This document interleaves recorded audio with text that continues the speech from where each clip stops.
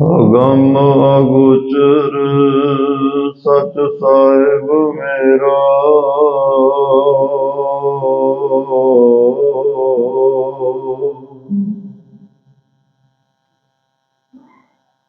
ਨਾਨਕ ਬੋਲੇ ਬੁਲਾਇਆ ਤੇਰਾ।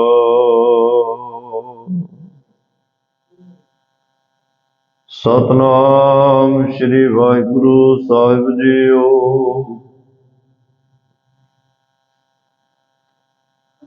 ਮਾਨਵ ਇੰਦਰ ਗਜਿੰਦਰ ਨਰਾਤਕ ਜੌਨ ਤ੍ਰਿਲੋਕ ਕੋ ਰਾਜ ਕਰੇਂਗੇ।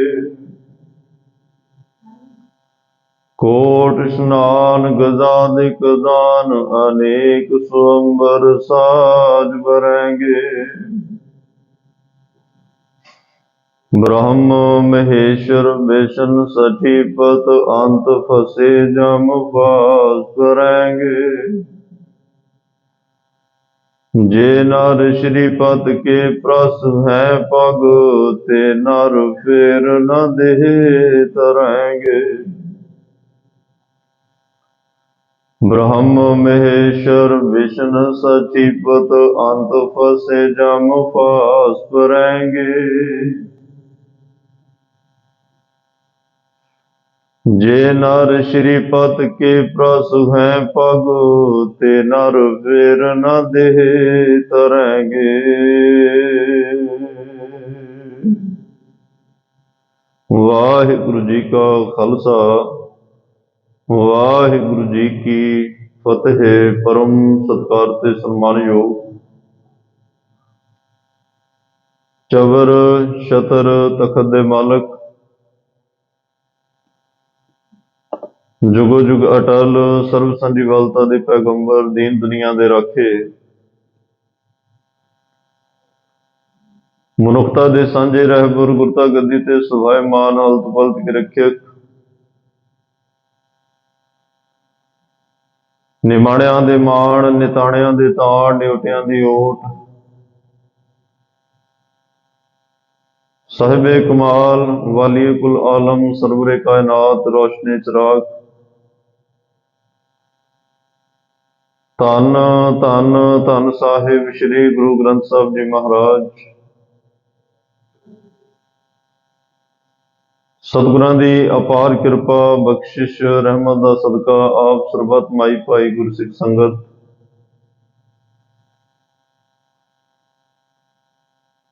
गुरुद्वारा सिंह शहीदां सुहाना अमृत वेले दे दीवाना च गुरु दरबार दियां हाजरियां भर के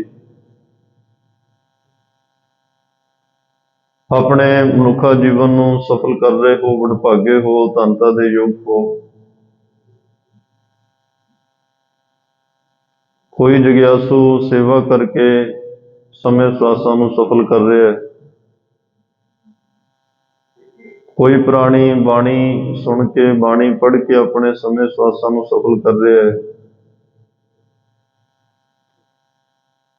कईयां ने रब्बी गुरबाणी का कीर्तन सरवण करके अपने जीवन का लाहा प्राप्त किया है। नाल ही सतगुरां ने एक बख्शिश होर की, तरस दे घर विच आए। हर रोज की तरह सानू गुरमत विचारां करन लई कथा का समा भी बख्शिया। आओ इस मिले हुए समय नूं गुरु की बात पाके सफल करिए। धन धन धन साहिब श्री गुरु गोबिंद सिंह साहब पातशाह जी की पावन पवित्र महान रचना त्वै प्रसाद सवैये जो साडे नितनेम की बाणी है। इहदे विच सतगुरु बड़े रहस बड़ियां रमजां पा रहे ने, बड़े रहस समझा रहे ने। इन्हां पावन पवित्र बाणियां दी विचार असीं कोशिश कर रहे हैं कि जिन्नी भी सतगुरु समत देण गहराई विच जाके समझा जाए, ताकि नितनेम करन लग्या इस पावन पवित्र बाणी नूं पढ़न लग्या ਜਦੋਂ ਅਰਥ ਬੋਧ ਪਤਾ ਹੋਣਗੇ ਉਦੋਂ ਮਨ ਹੋਰ ਵੀ ਜ਼ਿਆਦਾ ਜੁੜੇਗਾ। ਇਹ ਹਰ ਰੋਜ਼ ਪੜ੍ਹੀ ਜਾਣ ਵਾਲੀ ਬਾਣੀ ਹੈ। ਜ਼ਿਹਨ ਵਿੱਚ ਜਦੋਂ ਇਹਦੇ ਭਾਵ ਅਰਥ ਪਤਾ ਹੋਣਗੇ ਉਦੋਂ ਇਸ ਪਾਵਨ ਬਾਣੀ ਨੂੰ ਪੜ੍ਹਨ ਦਾ ਆਨੰਦ ਰਸ ਹੋਰ ਵੀ ਆਏਗਾ। ਸਤਿਗੁਰਾਂ ਨੇ ਇਸ ਸਵਈਏ ਦੇ ਵਿੱਚ ਪਿਛਲੇ ਸਾਰੇ ਸਵਈਆਂ ਨੂੰ ਲੈ ਲਿਆ, ਇੱਕ ਗੁਲਦਸਤਾ ਬਣਾ ਦਿੱਤਾ। ਇਹ 8ਵਾਂ ਸਵਈਆ ਹੈ। 7 ਸਵਈਆਂ ਦੀ ਆਪਾਂ ਰਲ ਮਿਲ ਕੇ ਵਿਚਾਰ ਕੀਤੀ ਹੈ। ਹੁਣ 7 ਸਵਈਆਂ ਦੇ ਵਿੱਚ ਜਿਹੜੀਆਂ ਜਿਹੜੀਆਂ ਸ਼ਕਤੀਆਂ ਦਾ ਜ਼ਿਕਰ ਕੀਤਾ ਹੈ, ਸਾਰਿਆਂ ਦਾ ਸਰਵੇਖਣ ਕਰਕੇ, ਸਾਰਿਆਂ ਦਾ ਜ਼ਿਕਰ ਕਰਕੇ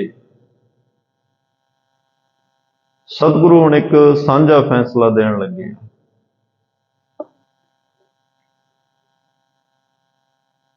ਇਸ ਸਾਂਝੇ ਫੈਸਲੇ ਦੇ ਵਿੱਚ ਔਰ ਇਸ ਸਵਈਏ ਦੇ ਵਿੱਚ ਇਸ ਤੋਂ ਪਹਿਲਾਂ ਵਿਚਾਰੀਆਂ ਹੋਈਆਂ 4 ਸ਼ਕਤੀਆਂ ਦਾ ਜ਼ਿਕਰ ਵੀ ਹੈ। ਚਾਹੇ ਉਹ ਭਗਤੀ ਮਾਰਗ ਦੀ ਸ਼ਕਤੀ ਹੋਵੇ, ਕਰਮ ਕਾਂਡ ਜਿਹੜੀ ਸ਼ਕਤੀ ਬਣੀ ਹੋਈ ਸੀ, ਚਾਹੇ ਇੱਕ ਰਾਜ ਮਾਰਗ ਦੀ ਸ਼ਕਤੀ ਹੋਵੇ, ਚਾਹੇ ਵੀਰ ਯੋਧੇ ਦੀ ਸ਼ਕਤੀ ਹੋਵੇ, ਚਾਹੇ ਜਿਹੜੀਆਂ ਅਦ੍ਰਿਸ਼ਟ ਤਾਕਤਾਂ ਨੇ, ਅਦਿੱਖ ਸ਼ਕਤੀਆਂ, ਅਦਿੱਖ ਤਾਕਤਾਂ ਜਿਨ੍ਹਾਂ ਦਾ ਕੱਲ ਜ਼ਿਕਰ ਆਇਆ, ਉਹਨਾਂ ਦੀ ਬਾਤ ਵੀ ਸਤਿਗੁਰਾਂ ਨੇ ਇਸ ਪਾਵਨ ਸਵਈਏ ਦੇ ਵਿੱਚ ਪਾ ਦਿੱਤੀ। ਤੇ ਅੰਤਮ ਜਿਹੜਾ ਫੈਸਲਾ ਹੈ ਉਹਨੂੰ ਆਪਾਂ ਸਾਰਿਆਂ ਨੇ ਸਮਝਣਾ ਹੈ। ਇਸ ਸਵਈਏ ਦੀ ਆਰੰਭਤਾ ਦੇ ਵਿੱਚ ਮਹਾਰਾਜ ਕਹਿ ਰਹੇ ਆ, ਮਾਨਵ ਇੰਦਰ ਗਜਿੰਦਰ ਨਿਰਾਤਕ ਜੌਨ त्रिलोक को राज करेंगे। ਮਾਨਵ ਦਾ ਅਰਥ ਹੁੰਦਾ ਮਨੁੱਖ, ਇੰਦਰ ਦਾ ਅਰਥ ਵੈਸੇ ਇੰਦਰ ਦੇਵਤਾ ਵੀ ਹੈ, ਪਰ ਇੱਥੇ ਇੰਦਰ ਦਾ ਅਰਥ ਰਾਜਾ ਕੀਤਾ ਹੈ। ਮਾਨਵ ਮਨੁੱਖਾਂ ਦਾ ਰਾਜਾ, ਗਜਿੰਦਰ ਹਾਥੀਆਂ ਦਾ ਰਾਜਾ। ਪਿੱਛੇ ਆਇਆ ਸੀ ਕਿ ਮਾਤੇ ਮਤੰਗ ਜਰੇ ਜਰ ਸੰਗ, ਮਾਤੇ ਗਜਾਨ ਕੇ ਮਾਨ ਮਲਈਆ। ਮਹਾਰਾਜ ਸਾਹਿਬ ਕਹਿੰਦੇ ਆ, ਹਾਥੀਆਂ ਦੇ ਰਾਜੇ ਨਰਾਤਪ। ਨਰਾਤਪ ਦਾ ਅਰਥ ਵੀ ਨਰਾਂ ਦਾ ਰਾਜਾ, ਮਨੁੱਖਾਂ ਦਾ ਰਾਜਾ, ਮਾਨਸ ਜਾਤੀ ਦਾ ਰਾਜਾ, ਮਨੁੱਖਾਂ ਦੀ ਰਾਖੀ ਕਰਨ ਵਾਲੇ ਵੀਰ ਯੋਧੇ, ਜਿਹੜੇ ਤਲਵਾਰ ਲੈ ਕੇ, ਸ਼ਸਤਰ ਲੈ ਕੇ, ਹਥਿਆਰ ਲੈ ਕੇ ਇੱਕ ਡਿਫੈਂਸ ਦਾ ਕੰਮ ਕਰਦੇ ਆ। ਚਾਹੇ ਉਹ ਇੱਕ ਕਿਸੇ ਫਿਰਕੇ ਦੀ ਰਾਖੀ ਕਰਨ, ਇੱਕ ਕੌਮ ਦੀ ਰਾਖੀ ਕਰਨ, ਇੱਕ ਸਟੇਟ ਦੀ ਰਾਖੀ ਕਰਨ, ਇੱਕ ਦੇਸ਼ ਦੀ ਰਾਖੀ ਸਰਹੱਦਾਂ ਤੇ ਕਰਨ। ਨਰਾਤਪ ਮਨੁੱਖਾਂ ਦੀ ਰਾਖੀ ਕਰਨ ਵਾਲੇ, ਤਲਵਾਰ ਦੇ ਧਨੀ, ਜਿਹੜੇ ਇੱਕ ਸਿਕਿਉਰਿਟੀ ਨੂੰ ਕਾਇਮ ਰੱਖਦੇ ਆ। ਤਾਂ ਸਤਿਗੁਰੂ ਪਾਤਸ਼ਾਹ ਕਹਿੰਦੇ ਆ, ਇਹ ਸਾਰੇ ਇਕੱਠੇ ਹੋ ਕੇ ਇੱਕ ਰਾਜ ਸ਼ਕਤੀ ਨੂੰ ਵੀ ਬਰਕਰਾਰ ਰੱਖਣ ਵਿੱਚ ਇਹਨਾਂ ਦਾ ਯੋਗਦਾਨ ਹੁੰਦਾ ਹੈ। ਇੱਕ ਰਾਜੇ ਨੂੰ ਰਾਜ ਤਖਤ ਤੇ ਬਿਠਾਉਣਾ, ਫਿਰ ਉਹਦੀ ਬਾਦਸ਼ਾਹਤ ਨੂੰ ਬਚਾ ਕੇ ਰੱਖਣਾ, ਇਹ ਵੀਰ ਯੋਧਿਆਂ ਦਾ ਕੰਮ ਹੈ। ਉਹਦੇ ਕਿਲਿਆਂ ਦੀ ਰਾਖੀ ਕਰਨੀ, ਉਸ ਰਾਜੇ ਦੀ ਰਾਖੀ ਕਰਨੀ, ਉਹਦੇ ਪਰਿਵਾਰ ਦੀ ਰਾਖੀ ਕਰਨੀ, ਉਹਦੇ ਅਸਤਕ ਬਲਾਂ ਦੀ ਰਾਖੀ ਕਰਨੀ, ਉਹਦੇ ਧਨ ਮਾਲ ਅਸਬਾਬ ਦੀ ਰਾਖੀ ਕਰਨੀ। ਇਹ ਸਭ ਕੁਝ ਇਹਨਾਂ ਵੀਰ ਯੋਧਿਆਂ ਦਾ ਕੰਮ ਹੈ। ਔਰ ਜਦੋਂ ਦੂਰ ਦੁਰਾਡੇ ਇਹ ਫੌਜਾਂ ਤਾਇਨਾਤ ਕੀਤੀਆਂ ਜਾਂਦੀਆਂ, ਫਿਰ ਉਸ ਰਾਜੇ ਦੀ ਜਿੰਨੀ ਪਰਜਾ ਹੈ ਉਹਨਾਂ ਦੀ ਰਾਖੀ ਕਰਨਾ ਵੀ ਇਹਨਾਂ ਵੀਰ ਯੋਧਿਆਂ ਦਾ ਕੰਮ ਹੈ। ਜੌਨ ਤਰਲੋਕ ਕੋ ਰਾਜ ਕਰਾਂਗੇ। ਜੌਨ ਦਾ ਅਰਥ ਹੁੰਦਾ ਇਹ ਜਿਹੜੇ, ਵੈਸੇ ਜੋ ਹੈ, ਜੋ ਇਹ ਸਾਰੇ ਇਕੱਠੇ ਹੋ ਕੇ, ਜਿਨ੍ਹਾਂ ਕੋਲੇ ਫੌਜਾਂ ਵੀ ਨੇ, ਜਿਨ੍ਹਾਂ ਕੋਲੇ ਮਸਤ ਹਾਥੀ ਵੀ ਨੇ, ਜਿਨ੍ਹਾਂ ਕੋਲੇ ਕਰੋੜਾਂ ਦੀ ਗਿਣਤੀ ਚੰਗੀ ਨਸਲ ਦੇ ਘੋੜੇ ਵੀ ਨੇ, ਇੱਕ ਰਾਜ ਸ਼ਕਤੀ ਹੈ।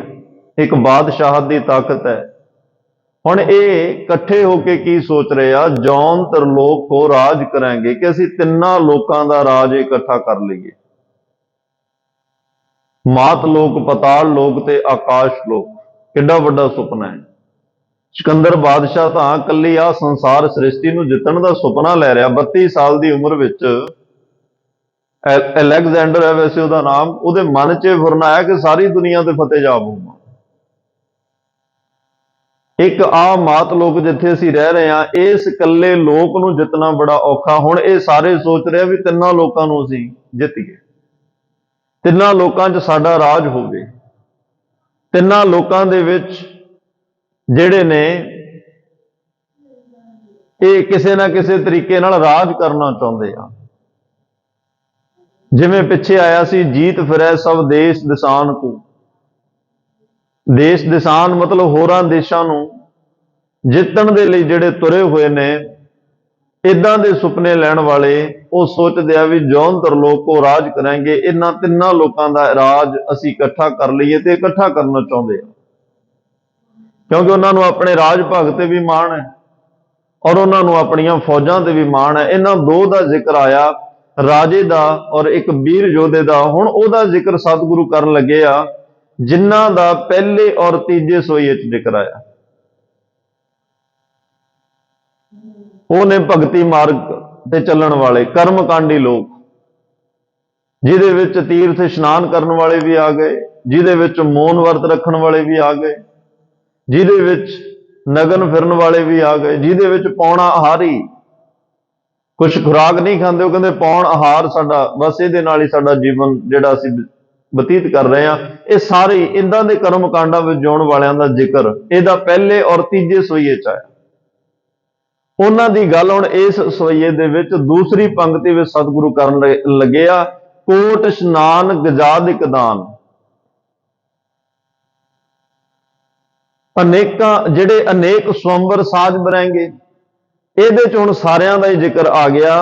ਇਹਦਾ ਅਰਥ ਇਉਂ ਕੀਤਾ ਜਾਂਦਾ ਆਮ ਤੌਰ ਤੇ, ਕਰੋੜਾਂ ਤੀਰਥਾਂ ਤੇ ਇਸ਼ਨਾਨ ਜਾਂ ਤੀਰਥਾਂ ਤੇ ਕਰੋੜਾਂ ਇਸ਼ਨਾਨ, ਜਿਹੜੀਆਂ ਕਿ ਦੋਵੇਂ ਹੀ ਗੱਲਾਂ ਅਸੰਭਵ ਜੀਆਂ ਲੱਗਦੀਆਂ ਨੇ। ਪਹਿਲੀ ਗੱਲ, ਕਰੋੜਾਂ ਤੀਰਥ ਹੀ ਨਹੀਂ ਹੈ, 68 ਤੀਰਥਾਂ ਦਾ ਜ਼ਿਕਰ ਹੈ ਹਿੰਦੁਸਤਾਨ ਦੀ ਧਰਤੀ 'ਚ। ਹੋਰ ਦੇਸ਼ਾਂ ਦੇ ਵਿੱਚ ਤੀਰਥ ਇਸ਼ਨਾਨ ਨੂੰ ਮੰਨਦੇ ਕੋਈ ਨਹੀਂ, ਦੇਵ ਪੂਜਾ ਨੂੰ ਨਹੀਂ ਮੰਨਦੇ, ਮੂਰਤੀ ਪੂਜਾ ਨੂੰ ਬਹੁਤ ਘੱਟ ਬੜੇ ਦੇਸ਼ਾਂ ਵਿੱਚ ਮੰਨਿਆ ਜਾਂਦਾ ਹੈ। ਔਰ ਸਾਡੇ ਇਸ ਦੇਸ਼ ਦੀ ਤਰ੍ਹਾਂ ਕਿਤੇ ਕਰਮ ਕਾਂਡ ਵੀ ਨਜ਼ਰ ਨਹੀਂ ਆਏਗਾ। ਕਰੋੜਾਂ ਤੀਰਥ ਇਸ਼ਨਾਨ ਜਾਂ ਤੀਰਥਾਂ ਤੇ ਕਰੋੜਾਂ ਵਾਰ ਇਸ਼ਨਾਨ। ਕਰੋੜਾਂ ਵਾਰ ਇਸ਼ਨਾਨ ਸਾਲ 'ਚ 365 ਦਿਨ ਹੁੰਦੇ ਆ। ਜੇ ਕੋਈ 100 ਸਾਲ ਦਾ ਜੀਵਨ ਵੀ ਜਿਉਂ ਕੇ ਜਾਂਦਾ ਤਾਂ ਮੇਰੇ ਖਿਆਲ 35-36 ਹਜ਼ਾਰ ਦਿਨ ਬਣਦਾ। ਜੇ ਅੱਧੀਆਂ ਰਾਤਾਂ ਕੱਟ ਦਈਏ ਤਾਂ ਫਿਰ 35-36 ਹਜ਼ਾਰ ਦੱਧ ਕਰ ਲਓ, ਅੱਧੀਆਂ ਰਾਤਾਂ ਚ ਲੰਘ ਗਿਆ। 17-17.5 ਹਜ਼ਾਰ ਦਿਨ ਹੈ। 17-17.5 ਹਜ਼ਾਰ ਦਿਨ ਜੇ 100 ਸਾਲ ਦੀ ਉਮਰ ਹੈ, ਤੇ ਪਹਿਲੇ 10 ਸਾਲ ਵੀ ਬਚਪਨ ਦੇ ਕੱਢ ਦੋ, ਤੇ ਮਗਰਲੇ ਜਿਹੜੇ 10-20 ਸਾਲ ਨੇ ਉਹ ਬਜ਼ੁਰਗੀ ਦਾ ਪਹਿਰਾ ਬੜਾ ਸਖਤ ਹੁੰਦਾ ਹੈ। ਮੰਜੇ ਤੋਂ ਨਹੀਂ ਉੱਠਿਆ ਜਾਂਦਾ, ਆਪਣਾ ਆਪ ਨਹੀਂ ਸੰਭਾਲਿਆ ਜਾਂਦਾ। ਉਹ ਦਿਨਾਂ ਵਿੱਚ ਵੀ ਕੋਈ ਤੀਰਥ ਯਾਤਰਾਵਾਂ ਨਹੀਂ ਹੋ ਸਕਦੀਆਂ। ਤੇ ਕਰੋੜਾਂ ਵਾਰ ਇਸ਼ਨਾਨ ਕਿਹੜੇ ਤੀਰਥਾਂ ਤੇ ਜਾ ਕੇ ਹੋ ਸਕਦਾ? ਹਾਂ, ਬਾਣੀ ਦੇ ਸਮੁੰਦਰ 'ਚ ਰੋਜ਼ ਚੁੱਭੀਆਂ ਲੱਗ ਸਕਦੀਆਂ, 24-24 ਘੰਟੇ ਵੀ ਕਈ ਲਾ ਰਹੇ ਆ, ਸਾਰਾ ਦਿਨ ਕਈ ਬਾਣੀ ਪੜ੍ਹਦੇ ਆ। ਅੰਮ੍ਰਿਤ ਵੇਲੇ ਉੱਠ ਕੇ ਰਾਤ 2 ਵਜੇ ਇਸ਼ਨਾਨ ਪਾਨ ਕਰਕੇ ਵੀ ਕਈ ਬਾਣੀ ਵਿੱਚ ਜੁੜ ਜਾਂਦੇ ਆ। ਹਾਂ, ਉਹਨਾਂ ਦਾ ਹੋ ਸਕਦਾ ਵੀ ਉਹਨਾਂ ਨੇ ਅਣਗਿਣਤ ਵਾਰ ਇਸ਼ਨਾਨ ਹਰ ਰੋਜ਼ ਆਪਣੇ ਮਨ ਦਾ ਬਾਣੀ ਦੇ ਸਮੁੰਦਰ 'ਚ ਕਰਾਇਆ ਹੋਵੇ। ਪਰ ਜੇ ਸੰਸਾਰ ਦੇ ਤੀਰਥਾਂ ਤੇ ਉਹਨੂੰ ਜਾਣਾ ਪਵੇ, ਕਰੋੜਾਂ ਵਾਰ ਜਾਣਾ ਪਵੇ, ਕਰੋੜਾਂ ਇਸ਼ਨਾਨ, ਇਹ ਨਹੀਂ ਹੋ ਸਕਦਾ।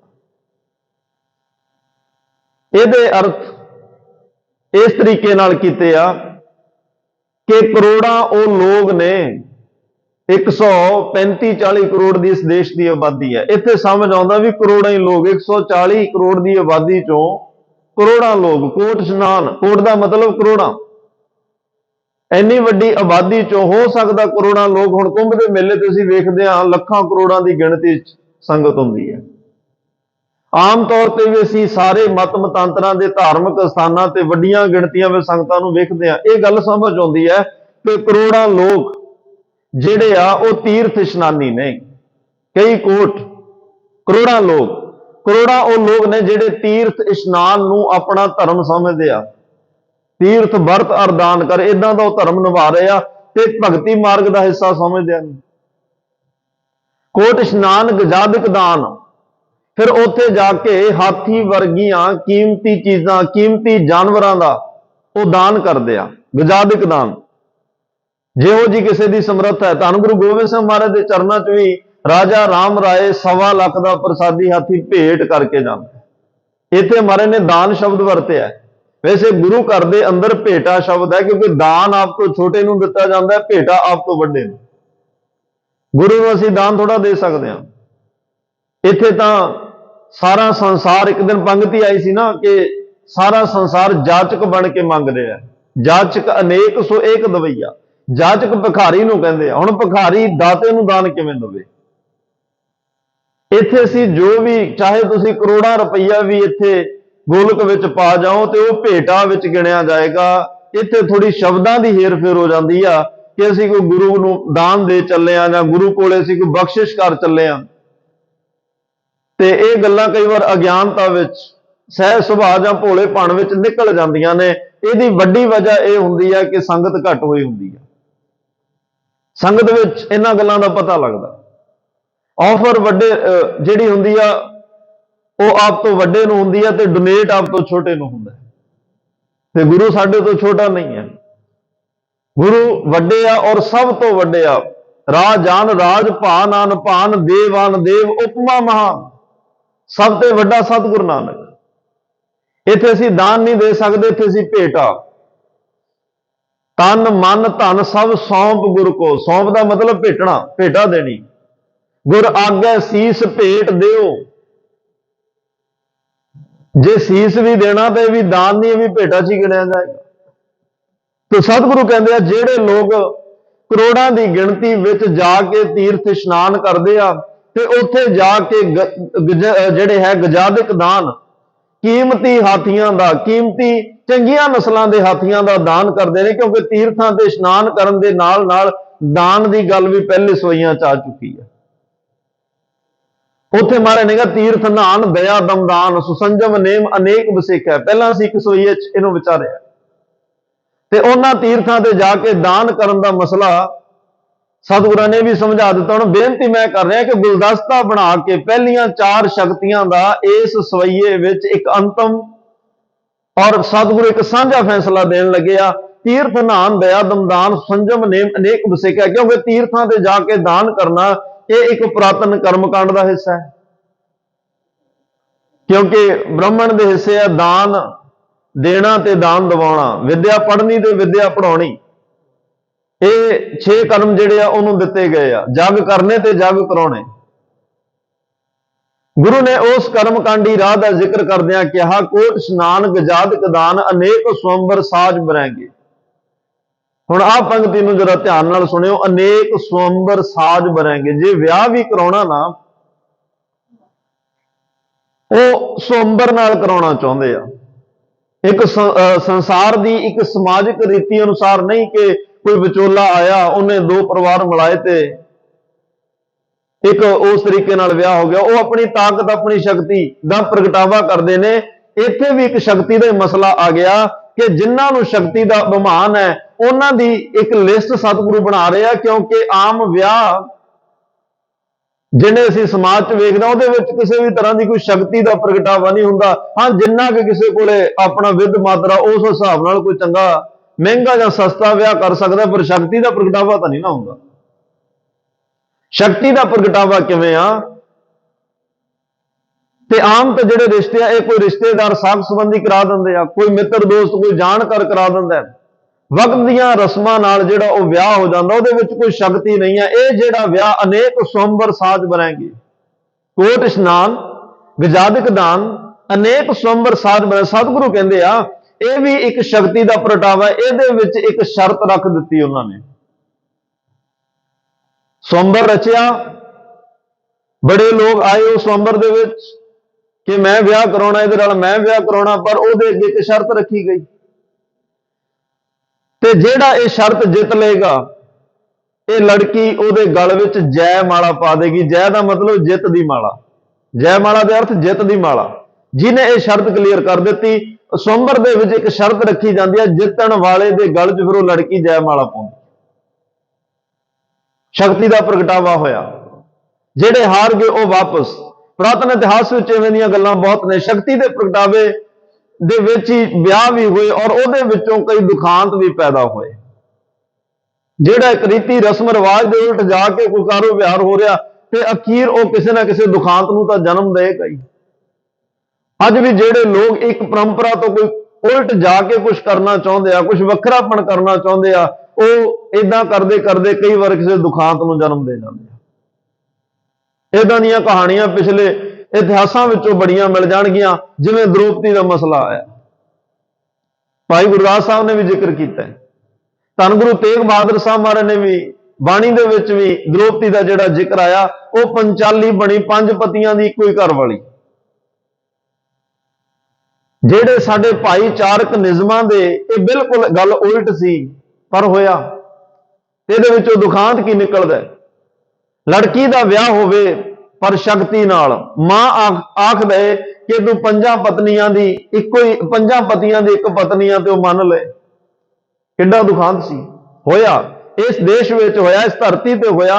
5 ਦੀ ਤੇ ਸ਼ਕਤੀ ਦਾ ਮਸਲਾ। ਸ਼ਕਤੀ ਨਾਲ ਕੋਈ ਵੀ ਲੈ ਜਾਏ, ਹੁਣ ਜਿਹਦੇ ਕੋਲੇ ਜ਼ਿਆਦਾ ਸ਼ਕਤੀ ਹੋਏਗੀ ਸਵੰਬਰ ਦੇ ਵਿੱਚ ਤਾਂ ਉਹੀ ਲੈ ਕੇ ਜਾਏਗਾ ਨਾ। ਸ਼ਕਤੀ ਵਾਲੇ ਇਦਾਂ ਦਾ ਆਪਣਾ ਜਿਹੜਾ ਉਹ ਰਾਜ ਸ਼ਕਤੀ, ਵੀਰ ਯੋਧਿਆਂ ਦੀ ਸ਼ਕਤੀ ਦੇ ਨਾਲ ਇਦਾਂ ਦੀ ਸ਼ਕਤੀ ਦਾ ਪ੍ਰਗਟਾਵਾ ਕਰਦੇ ਆ। ਅਨੇਕ ਸਵੰਬਰ ਸਾਜ ਬਣਾਏਗੇ। ਇਦਾਂ ਦੇ ਸਵੰਬਰ ਰਚ ਕੇ ਸ਼ਰਤਾਂ ਰੱਖ ਕੇ ਜਿਹੜਾ ਸ਼ਰਤ ਜਿੱਤਦਾ ਉਹਨੂੰ ਤਾਕਤ ਨਾਲ ਲਿਜਾਂਦੇ ਆ। ਵੀਰ ਯੋਧੇ ਦੇ ਤਲਵਾਰ ਵਿੱਚ ਵੀ ਹੰਕਾਰ ਹੈ। ਜਿੱਥੇ ਸ਼ਕਤੀ 'ਚ ਅਦਿੱਖ ਲੋਕ ਨੇ, ਉੱਥੇ ਇੰਨੀ ਸ਼ਕਤੀ ਵਾਲੇ ਲੋਕ ਨੇ ਜਿਹੜੇ ਕਹਿੰਦੇ ਨੇ ਵਿਆਹ ਵੀ ਕਰਾਉਣਾ ਕਿਸੇ ਬੱਚੀ ਦੀਆਂ ਭਾਵਨਾਵਾਂ ਨਾਲ ਨਹੀਂ, ਆਪਣੀ ਸ਼ਕਤੀ ਦੇ ਜ਼ੋਰ ਨਾਲ ਕਰਾਉਣਾ। ਭਾਵਨਾਵਾਂ ਨਹੀਂ ਵੇਖੀਆਂ ਜਾਂਦੀਆਂ। ਜਿਹਨੂੰ ਸਤਿਗੁਰੂ ਪਾਤਸ਼ਾਹ ਨੇ ਕਹਿ ਦਿੱਤਾ ਅਨੇਕ ਸਵੰਬਰ ਸਾਜ ਬਣਾਏ, ਵਿਆਹ ਨੂੰ ਵਰ ਲੈਣਾ। ਵਰੈਂਗੇ ਦਾ ਮਤਲਬ ਵਰ ਲੈਣਾ। ਕਹੋ ਨਾਨਕ ਮੈਂ ਵਰ ਘਰ ਪਾਇਆ, ਬਾਣੀ 'ਚ ਵੀ ਆਇਆ। ਪਰ ਇੱਥੇ ਜਿਹੜੇ ਵਰ ਲੱਭੇ ਜਾਂਦੇ ਆ, ਹੁਣ ਗੁਰੂ ਅਮਰਦਾਸ ਮਹਾਰਾਜ ਨੇ ਵਰ ਲੱਭਿਆ ਬਾਬਾ ਜੇਠਾ ਜੀ। ਕੀ ਦੇਖਿਆ? ਤੇ ਮਾਤਾ ਮਨਸਾ ਦੇਵੀ ਨੇ ਕਿਹਾ ਕਿ ਵਰ ਚਾਹੀਦਾ ਕਿਹੋ ਜਿਹਾ? ਜੇਠੇ ਵਰਗਾ। ਮਹਾਰਾਜ ਕਹਿੰਦੇ ਜੇਠੇ ਵਰਗਾ ਤਾਂ ਜੇਠਾ ਹੈ, ਕੋਈ ਹੋਰ ਨਹੀਂ। ਤੇ ਸਾਡੀ ਪਰੰਪਰਾ ਤੇ ਜਿਹੜੀਆਂ ਇੱਥੇ ਉਦਾਹਰਨਾਂ ਨੇ, ਇਹਨਾਂ ਦੀ ਪਰੰਪਰਾ ਦਾ ਫਰਕ ਵੇਖੋ ਕੀ ਹੈ। ਸਮਾਜਿਕ ਭਾਈਚਾਰੇ ਦੀ ਜਿਹੜੀ ਇੱਕ ਮਾਣ ਮਰਿਆਦਾ ਹੈ, ਇੱਕ ਰੀਤੀ ਰਸਮ ਰਿਵਾਜ ਹੈ, ਉਹਨੂੰ ਬਰਕਰਾਰ ਰੱਖਿਆ ਜਾਂਦਾ ਹੈ।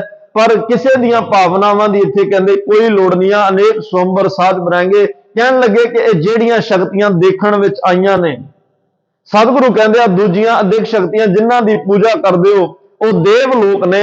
ਸਤਿਗੁਰੂ ਕਹਿਣ ਲੱਗੇ ਉਹਨਾਂ ਦਾ ਵੀ ਜ਼ਿਕਰ ਮੈਂ ਇੱਥੇ ਕਰਨਾ ਚਾਹੁੰਦਾ। ਇੱਕ ਤਾਂ ਇਹ ਆ ਗਏ ਕਿ ਕੋਟ ਇਸ਼ਨਾਨ ਗਜਾਦਿਕ ਦਾਨ, ਅਨੇਕ ਸਵੰਬਰ ਸਾਜ ਬਣਾਏਗੇ। ਕਰੋੜਾਂ ਉਹ ਲੋਕ ਜਿਹੜੇ ਤੀਰਥਾਂ ਤੇ ਇਸ਼ਨਾਨ ਕਰਦੇ ਆ, ਹਾਥੀਆਂ ਦਾ ਦਾਨ ਕਰਦੇ ਆ, ਤੇ ਇਹ ਆਪਣੀ ਉੱਥੇ ਇੱਕ ਤਾਕਤ, ਇੱਕ ਸ਼ਕਤੀ ਦਾ ਉੱਥੇ ਵੀ ਮੁਜ਼ਾਹਰਾ ਕਰਦੇ ਆ। ਤੇ ਅਨੇਕ ਸਵੰਬਰ ਸਾਜ ਬਣਾਏਗੇ। ਜੇ ਵਿਆਹ ਵੀ ਕਰਾਉਣਾ ਤਾਂ ਉਹਦੇ ਵਿੱਚ ਵੀ ਸ਼ਕਤੀ ਦਾ ਪ੍ਰਗਟਾਵਾ ਕੀਤਾ ਜਾਂਦਾ ਹੈ, ਕਿਸੇ ਦੀ ਭਾਵਨਾ ਨੂੰ ਨਹੀਂ ਧਿਆਨ ਵਿੱਚ ਰੱਖਿਆ ਜਾਂਦਾ। ਕਰੋੜਾਂ ਹੀ ਲੋਕ ਆ ਗਏ ਉਹਦੇ ਵਿੱਚ ਵੀ। ਹੁਣ ਤੀਸਰੀ ਜਿਹੜੀ ਸ਼ਕਤੀ ਆਈ ਸੀ ਅਦਿੱਖ, ਅਦ੍ਰਿਸ਼ਟ। ਹੁਣ ਇਹਦੇ ਮਹਾਰਾਜ ਸਾਹਿਬ ਨੇ ਭਗਤੀ ਮਾਰਗ ਵਾਲਿਆਂ ਦਾ ਵੀ ਜ਼ਿਕਰ, ਕਰਮਕਾਂਡੀਆਂ ਦਾ ਵੀ ਜ਼ਿਕਰ, ਰਾਜ ਸ਼ਕਤੀ ਦਾ ਵੀ ਜ਼ਿਕਰ ਕਰ ਦਿੱਤਾ। ਮਾਨਵ ਇੰਦਰ ਰਾਜਿਆਂ ਦਾ ਵੀ ਜ਼ਿਕਰ ਆ ਗਿਆ। ਤੇ ਨਰਾਤਵ ਜਿਹੜੇ ਵੀਰ ਯੋਧੇ ਆ, ਮਾਨਵਤਾ ਦੀ ਰੱਖਿਆ ਕਰਨ ਵਾਲੇ ਆ, ਨਰਾਂ ਦੀ ਰੱਖਿਆ ਕਰਨ ਵਾਲੇ, ਉਹਨਾਂ ਦਾ ਵੀ ਜ਼ਿਕਰ। ਹੁਣ ਜਿਹੜੀ ਚੌਥੀ ਸ਼ਕਤੀ ਸੀ ਅਦਿੱਖ, ਉਹਦਾ ਜ਼ਿਕਰ ਕਰਨ ਲੱਗੇ। ਬ੍ਰਹਮ ਮਹੇਸ਼ਰ ਬਿਸ਼ਨ ਸਚੀਪਤ। ਬ੍ਰਹਮਾ ਦਾ ਮਤਲਬ ਭਗਵਾਨ ਬ੍ਰਹਮਾ ਜੀ। ਸਨਾਤਨ ਧਰਮ ਮੰਨਦਾ ਹੈ ਕਿ ਬ੍ਰਹਮਾ ਜੀ ਸੰਸਾਰ ਨੂੰ ਪੈਦਾ ਕਰਦੇ ਆ। ਔਰ ਇੱਥੇ ਤਿੰਨੇ ਦੇਵਤਿਆਂ ਦਾ ਜ਼ਿਕਰ ਆਇਆ। ਮਹੇਸ਼ਰ ਸ਼ਿਵ ਭਗਵਾਨ ਹੈ, ਵਿਸ਼ਨੂੰ ਤੇ ਵਿਸ਼ਨੂੰ ਭਗਵਾਨ ਜੀ ਦਾ ਇੱਥੇ ਅਰਥ ਹੈ ਕਿ ਇੱਕ ਸੰਸਾਰ ਪੈਦਾ ਕਰ ਰਿਹਾ, ਇੱਕ ਭੰਡਾਰੇ ਵਰਤਾ ਰਿਹਾ ਤੇ ਇੱਕ ਸੰਸਾਰ ਨੂੰ ਖਤਮ ਕਰ ਰਿਹਾ। ਪਰ ਗੁਰੂ ਗੋਬਿੰਦ ਸਿੰਘ ਮਹਾਰਾਜ ਤਾਂ ਇਹ ਦੱਸਣਾ ਚਾਹੁੰਦੇ ਆ ਵੀ ਪਿੱਛੇ ਕੋਈ ਪਾਵਰ ਹੋਰ ਹੈ। ਜਿਵੇਂ ਜਪਜੀ ਸਾਹਿਬ ਵਿੱਚ ਵੀ ਆਇਆ, ਏਕਾ ਮਾਈ ਜੁਗਤ ਵਿਆਈ, 3 ਚੇਲੇ ਪ੍ਰਵਾਨ। ਇੱਕ ਸੰਸਾਰੀ, ਇੱਕ ਭੰਡਾਰੀ, ਇੱਕ ਲਾਏ ਦੀ ਬਾਣ। ਤੇ ਹੁਣ ਅਗਲੀ ਤੁਕ ਨੂੰ ਸਮਝੋ, ਜਿਵ ਤਿਸ ਭਾਵੈ ਤਿਵੈ ਚਲਾਵੈ। ਜਿਵ ਹੋਵੇ ਫੁਰਮਾਨ, ਹੁੰਦਾ ਤਾਂ ਉਹ ਹੈ ਨਾ ਜਿਵੇਂ ਉਹਨੂੰ ਪਾਉਂਦਾ ਹੈ, ਇਹ ਵੀ ਤਾਂ ਉਹੀ ਕਰਦੇ ਆ ਜਿਹੜਾ ਉਹਨੂੰ ਚੰਗਾ ਲੱਗਦਾ ਹੈ। ਜਿਵੇਂ ਉਹ ਡਾਇਰੈਕਸ਼ਨ ਪ੍ਰਮਾਤਮਾ ਦਿੰਦਾ ਹੈ, ਜਿਵੇਂ ਉਹਦਾ ਹੁਕਮ ਹੁੰਦਾ ਹੈ, ਉਸੇ ਤਰੀਕੇ ਨਾਲ ਇਹਨਾਂ ਤਿੰਨਾਂ ਨੂੰ ਚੱਲਣਾ ਪੈਂਦਾ ਹੈ। ਔਰ ਇਹਨਾਂ ਦੇ ਹੱਥ ਵਿੱਚ ਨਾ ਸ੍ਰਿਸ਼ਟੀ ਪੈਦਾ ਕਰਨ ਦੀ ਤਾਕਤ ਹੈ, ਨਾ ਭੰਡਾਰੇ ਵਰਤਾਉਣ ਦੀ ਤਾਕਤ, ਨਾ ਖਤਮ ਕਰਨ ਦੀ। ਸ੍ਰਿਸ਼ਟੀ ਨੂੰ ਪੈਦਾ ਕਰਨ ਦੀ ਤਾਕਤ ਵੀ ਪ੍ਰਮਾਤਮਾ ਦੇ ਆਪਣੇ ਹੱਥ ਵਿੱਚ ਹੈ। ਮਾਰੇ ਰੱਖਿਆ ਏਕੋ ਆਪ, ਜਨਮ ਦੇਣ ਦੀ ਤਾਕਤ ਵੀ ਉਹਦੇ ਹੱਥ ਵਿੱਚ। सारे संसार ਨੂੰ तुम दाते ठाकुर प्रतिपालक नायक खसम हमारे, कोट ब्रह्मांड को ठाकुर स्वामी सर्व जियां का दाता रे। प्रतिपालै नित सार संभालै, एक गुण नहीं मूर्ख जाता रे। सारिਆਂ ਨੂੰ ਰਿਜ਼ਕ ਵੀ ਉਹ ਆਪ ਦਿੰਦਾ ਹੈ। ਜਲਾਂ ਵਿੱਚ, ਥਲਾਂ ਵਿੱਚ, ਪਹਾੜਾਂ ਵਿੱਚ, ਪਰਬਤਾਂ ਵਿੱਚ ਜਿਹੜੇ ਗੁਪਤ ਹੋਏ ਕੀੜੇ ਬੈਠੇ ਆ ਨਾ, ਜਿਹੜੇ ਪੱਥਰਾਂ ਵਿੱਚ ਉਹਨਾਂ ਕੀੜਿਆਂ ਲਈ ਕੋਈ ਰਸਤਾ ਵੀ ਨਹੀਂ ਜਾਂਦਾ, ਤਾਂ ਚੋ ਮਾਰਗ ਨਹੀਂ ਹੋਏ ਪਾਖਾਨ, ਗੁਪਤ ਹੋਏ ਰਹਿਤਾ ਤਾਂ ਚੋ ਮਾਰਗ ਨਹੀਂ। ਜਿਹੜਾ ਕੀੜਾ, ਭਗਤ ਧੰਨਾ ਜੀ ਕਹਿੰਦੇ ਕਿ ਪੱਥਰ 'ਚ ਬੈਠਾ, ਕੋਈ ਮਾਰਗ, ਕੋਈ ਰਸਤਾ ਹੀ ਨਹੀਂ ਉਹਦੇ ਤੱਕ ਰਿਜ਼ਕ ਜਾਣਦਾ, ਰੱਬ ਉਹਨੂੰ ਵੀ ਪਾਲ ਰਿਹਾ। ਇਹਦਾ ਮਤਲਬ ਰਿਜ਼ਕ ਦਾਤਾ ਵੀ ਉਹ। ਪਹਿਲੋਂ ਦੇਤਾ ਰਿਜ਼ਕ ਸੰਭਾ, ਪਿੱਛੋਂ ਦੇਤਾ ਜੰਤੋ ਪਹਾ। ਪਹਿਲਾਂ ਸਰੀਰ ਬਾਅਦ ਵਿੱਚ ਪੈਦਾ ਕਰਦਾ, ਪਹਿਲਾਂ ਰਿਜ਼ਕ ਦਾ ਪ੍ਰਬੰਧ ਕਰਦਾ। ਤੇ ਤੀਸਰਾ ਕੰਮ ਹੈ ਇਸ ਦੁਨੀਆ ਤੋਂ ਲੈ ਕੇ ਜਾਣਾ। ਇਹ ਵੀ ਉਹਦੇ ਹੁਕਮ ਵਿੱਚ ਆ। ਕੱਲੇ ਆਵੇ ਨਾਨਕਾ ਸੱਦੇ ਉੱਠੀ ਜਾ, ਜਿਨ ਤੁਮ ਭੇਜੇ ਤਿਨਹਿ ਬੁਲਾਏ। ਜਿਹਨੇ ਭੇਜਿਆ ਉਹਦਾ ਹੀ ਬੁਲਾਵਾ ਆਉਂਦਾ ਹੈ ਤੇ ਉਹਨੂੰ ਇਸ ਦੁਨੀਆ ਤੋਂ ਜਾਣਾ ਪੈਂਦਾ ਹੈ। ਤੇ ਇੱਥੇ ਸਤਿਗੁਰੂ ਨੂੰ ਉਹ ਦ੍ਰਿਸ਼ਟ ਤਾਕਤਾਂ ਦਾ ਸਾਖਸ਼ਾਤ ਸ਼ਾਇਦ ਇੱਥੇ ਨਾ ਕਿਸੇ ਨੇ ਦਰਸ਼ਨ ਕੀਤੇ ਹੋਣ, ਨਾ ਬ੍ਰਹਮਾ ਜੀ ਦੇ, ਨਾ ਸ਼ਿਵ ਭਗਵਾਨ ਦੇ, ਤੇ ਨਾ ਵਿਸ਼ਨੂੰ ਜੀ ਦੇ, ਲੇਕਿਨ ਇੱਕ ਮਨ ਦੇ ਵਿੱਚ ਉਸ ਦੇਵ ਸ਼ਕਤੀ ਦਾ ਪ੍ਰਭਾਵ ਹੈ, ਉਹਨਾਂ ਦੀ ਉਪਾਸਨਾ ਹੈ, ਉਹਨਾਂ ਦੀ ਪੂਜਾ ਹੈ, ਉਹਨਾਂ ਦੀਆਂ ਮੂਰਤੀਆਂ ਨੇ, ਉਹਨਾਂ ਦੇ ਮੰਦਿਰ ਬਣੇ ਹੋਏ ਨੇ, ਕਰੋੜਾਂ ਦੀ ਗਿਣਤੀ ਵਿੱਚ ਦੁਨੀਆ ਉਹਨਾਂ ਨੂੰ ਪੂਜਾ ਕਰ ਰਹੀ ਹੈ ਉਹਨਾਂ ਦੀ। तो सतगुरु कह रहे हैं कि ब्रह्म महेश्वर विष्णु सचीपत। सचीपत का अर्थ है जिहड़ा ये सच्चों शब्द तो बनया, सच्चों इंद्र देवते की पत्नी है। विष्णु सचीपत जिहड़ा सच्चों दा पति है इंद्र देवता, क्योंकि सारियां दृष्ट इंद्र देवता भी किसी ने नहीं वेख्या। अदृष्ट ताकतां, दिख ताकतां दा सतगुरु ने इत्थे जिहड़े बचन वरते, कहण लगे वो भी किसी ना किसी परेशानी विच घिरे हुए आ, किसी ना किसी मुश्किल विच घिरे हुए आ। इंद्र देवते नूं किसी दा डर है, गौतम ऋषि नूं किसी दा डर है। एक दूसरे तो डर रहे आपस विच, एक दूसरे नूं परेशान करन दी कोशिश की जा रही है, एक दूसरे लई प्रॉब्लम खड़ी करन दी कोशिश की जा रही है। तो जदों एक दूसरे दे वड्डे किसी उस तो वड्डा कोई तप वाला, फिर उहदा डर लगदा है कि मेरा राज भाग ना खोले, मेरा आ नुकसान ना हो जाए, फिर वो किसी दी आराधना करदे आ, किसी दी ओट मंगदे आ, किसी दा आसरा मंगदे आ, जिन्हां नूं दुनिया जप रही है। मारे कहंदे जदों उन्हां ते कोई प्रॉब्लम आउंदी है, कोई घिरदे आ किसी गल विच, ते वो भी उस परमात्मा अगे अरजोई करते। ये नहीं कि आप किसी के अवतार को छोटा कर रहे हैं। गुरु अर्जन देव पातशाह को भी जो सिखा ने कहा महाराज सुलही खान, सुलभी खान मारन वास्ते आ रहा, कुछ करो, वो लड़न वास्ते आ रहे, कोई तैयारी, मारे कहते सरंदा लियाओ मेरा, कहते जां तां गल करो, कोई चिट्ठी पत्र भेजो, जां दो चार सियाणे बंदे भेजो, जां फिर आपां ਉਹ ਸ਼ਸਤਰ ਲੈ ਕੇ ਆ ਰਹੇ ਆ, ਆਪਾਂ ਵੀ ਤਿਆਰੀ ਕਰੀਏ ਲੜਨ ਦੀ। ਪ੍ਰਿਥੀਏ ਮਤਾ ਜੇ ਪੱਤਰੀ ਚਲਾਵੋ, ਦੁਤੀਏ ਮਤਾ ਦੋ ਮਾਨਕ ਬਚਾਵੋ, ਤ੍ਰਿਤੀਏ ਮਤਾ ਕਿਛ ਕਰੋ ਉਪਾਇਆ। ਪਰ ਗੁਰੂ ਅਰਜਨ ਸਾਹਿਬ ਨੇ ਕੀ ਕੀਤਾ? ਮੈਂ ਸਭ ਕਿਛ ਛੋੜ ਪ੍ਰਭ ਤੂੰ ਹੀ ਧਿਆਇਆ। ਉਹਨਾਂ ਨੇ ਵੀ ਜਦੋਂ ਇੱਕ ਮੁਸ਼ਕਲ ਬਣ ਰਹੀ ਆ, ਪ੍ਰਮਾਤਮਾ ਨੂੰ ਧਿਆਇਆ। ਗੁਰੂ ਹਰਗੋਬਿੰਦ ਸਾਹਿਬਜ਼ਾਦੇ ਆ ਚੇਚਕ ਨਿਕਲਦੀ ਹੈ, 4-5 ਵਾਰ ਵੱਖੋ ਵੱਖ ਰੂਪਾਂ 'ਚ ਮੌਤ ਆਉਂਦੀ ਹੈ, ਕਿਹਨੂੰ ਧਿਆਇਆ? परमात्मा उस वाहिगुरु नूं ध्याया कि मेरे हरगोबिंद नूं शीतला निकली तो जदों चेचक निकली, बड़ियां ने कहा महाराज शीतल माता की पूजा कर लो। महाराज कहते नहीं, किसी दिन एक तो बिना किसी होर दी पूजा नहीं करनी। जिन्हों गुरु गोबिंद सिंह ने कहा पूजा अकाल की, एक तो बिना नहीं, किसी अगे ना झुकना ते ना किसी की पूजा करनी है। जे पूजा करनी है, सिमरना अरदास करनी तो एक वाहिगुरु दे अगे। पार ब्रह्म सा किरपा तारी। फिर गुरु अर्जन साहब बाद में शुकराने के शब्द भी सारे निकले। मेरा हरगोबिंद नवा नरोआ होकर निकलिया, क्योंकि 4-5 बार मौत नूं मोड़ना, कदे दाई मौत लैके आई, कदे खड़ावा लैके आया, कदे सपेरा लैके आया, कदे एक छोटा जिहा बच्चा मठियाई, कदे चेचक मौत बन के आई। किन्ने रूपां च आई, पर सामने ओट कीदी है परमात्मा दी। गुरु गोबिंद सिंह साहब पातशाह 10 लाख के घेरे विच ने, 10 लाख का घेरा पिया होवे, अंदर सिर्फ 43 जाने होर 44 में आप ने, 40 ने लड़ना है, 3 जणिਆਂ ने नाल जाना है। 10 लाख के घेरे विच होण ते उत्थे आसरा किहदा होएगा? कच्ची गढ़ी होवे, कोई किला भी वड्डा नहीं, कोई बहुते घातक मारू हथियार भी नहीं, पर जिहड़ा भरोसा है, विश्वास है, जिहड़ी ओट है, टेक है, जिहड़ी ਉਹ बड़ी मजबूत है, ਉਹ ਵੱਡੇ ਵੱਡੇ किलियां ਨੂੰ भी ਢਹਿ ਢੇਰੀ कर दिंदी है। उस परमात्मा ते जिहदा विश्वास होवे, अटल विश्वास, दृढ़ विश्वास होवे, ते रात ਨੂੰ ਜਿਹੜੀ सतपोह ਦੀ रात महाराज ने तकरीर कीती सी और सारे सिखां ਨੂੰ ਕਿਹਾ ਸੀ, सिखो कल बड़ा ਵੱਡਾ इम्तिहान आ ਤੁਹਾਡਾ, बहुत ਵੱਡੇ इम्तिहान ਵਿੱਚੋਂ ਤੁਸੀਂ गुजरना है। कल ਉਹ दिन है ਜਾਂ ਤਾਂ ਇਹ ਖਾਲਸਾ ਪੰਥ ਸਦਾ ਲਈ ਖਤਮ ਹੋਏਗਾ ਤੇ ਜਾਂ ਸਦਾ ਲਈ ਅਮਰ ਹੋਏਗਾ। ਇਹ ਤੁਹਾਡੇ ਤੇ ਹੁਣ 40 ਤੇ ਡਿਪੈਂਡ ਕਰਦਾ ਹੈ, ਇਹ 40 ਤੇ ਨਿਰਭਰ ਹੈ। ਸਤਿਗੁਰੂ ਕਹਿੰਦੇ ਇੱਕ ਕੰਮ ਕਰਿਓ, ਬਾਣੀ ਦਾ ਆਸਰਾ ਨਾ ਛੱਡਿਓ ਤੇ ਇੱਕ ਪਰਮਾਤਮਾ ਦਾ ਆਸਰਾ ਨਾ ਛੱਡਿਓ। ਉਹਦੇ ਤੇ ਟੇਕ ਰੱਖ ਕੇ ਲੜਿਓ, ਪਰਮਾਤਮਾ ਦਾ ਉਹਦੇ ਤੋਂ ਬਲ ਲੈ ਕੇ, ਉਹਦੇ ਤੋਂ ਸ਼ਕਤੀ ਲੈ ਕੇ ਲੜਿਓ। ਤੁਸੀਂ 40 ਜਾਣੇ ਇਹ 10 ਲੱਖਾਂ ਵਿੱਚ ਵੀ फतेहयाब होकर निकलोगे। रहिंदी दुनिया तक संसार तुहानू नमस्कारा करेगा। भरोसा परमात्मा ते रखना है।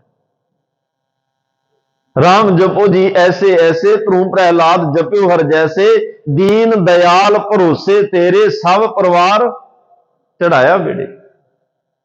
सतगुरु अज जिहड़ी बात पा रहा, गुरु गोबिंद सिंह महाराज ने भी जदों भी ओट लई, टेक लई, भरोसा किया, ते जदों भी अरदास की, जदों सारियां ने कहा ना डल्ला ना मल्ला, गुरु गोबिंद सिंह कल्ला, महाराज ने कहा नहीं नहीं, ना डल्ला ना मल्ला, गुरु गोबिंद सिंह नहीं कल्ला, क्योंकि गुरु गोबिंद सिंह नाल है अल्लाह।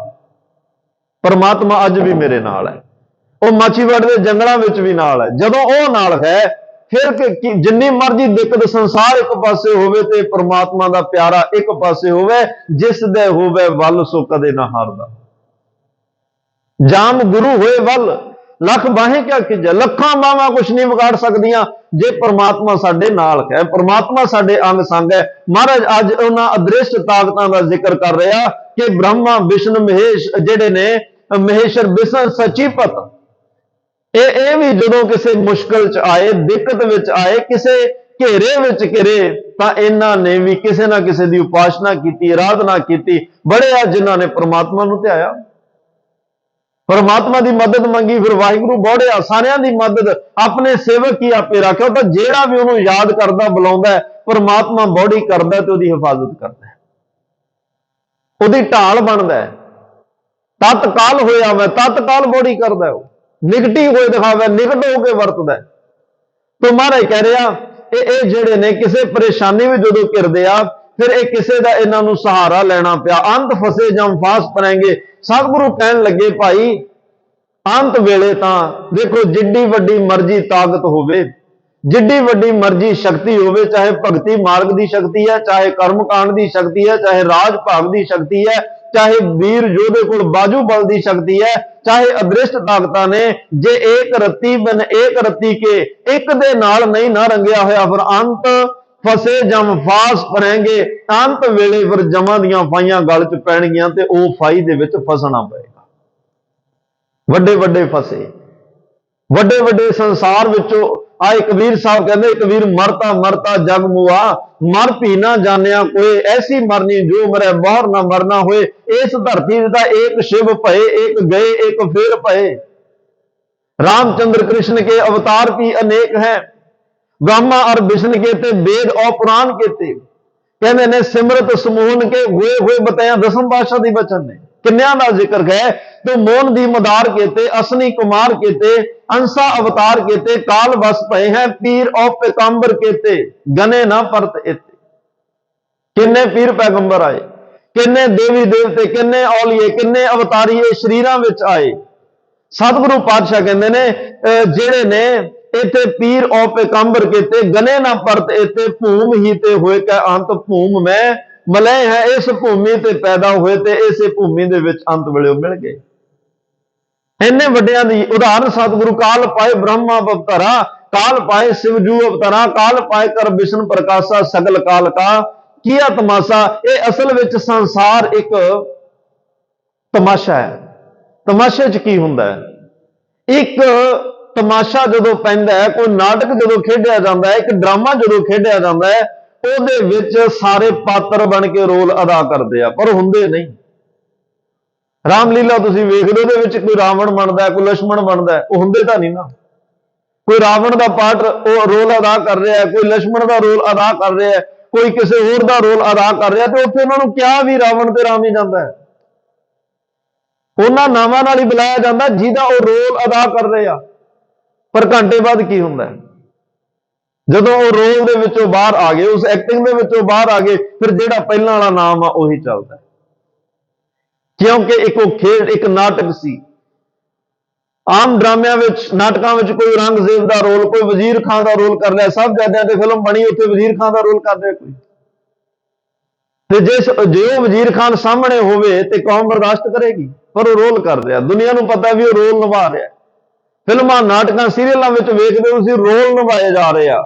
ਤਮਾਸ਼ਿਆਂ, ਡਰਾਮਿਆਂ, ਨਾਟਕਾਂ ਵਿੱਚ ਰੋਲ ਨਿਭਾਏ ਜਾ ਰਹੇ ਆ। ਮਹਾਰਾਜ ਕਹਿੰਦੇ ਸੰਸਾਰ ਤਮਾਸ਼ਾ, ਇਹਦੇ ਵਿੱਚ ਵੀ ਤਾਂ ਸਾਰੇ ਰੋਲ ਹੀ ਨਿਭਾ ਰਹੇ ਆ। ਕੋਈ ਪਿਤਾ ਦਾ ਰੋਲ ਨਿਭਾ ਰਿਹਾ ਹੈ, ਕੋਈ ਮਾਂ ਦਾ ਰੋਲ ਨਿਭਾ ਰਿਹਾ ਹੈ, ਕੋਈ ਭੈਣ ਦਾ ਰੋਲ ਨਿਭਾ ਰਿਹਾ, ਕੋਈ ਭਰਾ ਦਾ ਰੋਲ ਨਿਭਾ ਰਿਹਾ, ਪਰ ਉਹ ਅਸਲ ਵਿੱਚ ਹੈ ਨਹੀਂ, ਰੋਲ ਨਿਭਾ ਕੇ ਤੁਰੇ ਜਾ ਰਹੇ ਆ।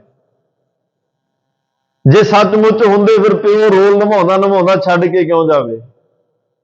ਜੇ ਸੱਚੀ ਘਟਨਾ ਹੋਵੇ ਫਿਰ ਮਾਂ ਰੋਲ ਨਿਭਾਉਂਦੀ ਵਿੱਚ ਵਿਚਕਾਰ ਕਿਉਂ ਛੱਡ ਕੇ ਜਾਵੇ? ਫਿਰ ਭੈਣ ਭਰਾ ਵਿੱਚ ਵਿਚਕਾਰੋਂ ਕਿਉਂ ਭੱਜਣ? ਫਿਰ ਪੂਰਾ ਸੀਰੀਅਲ ਪੂਰਾ ਹੋਵੇ।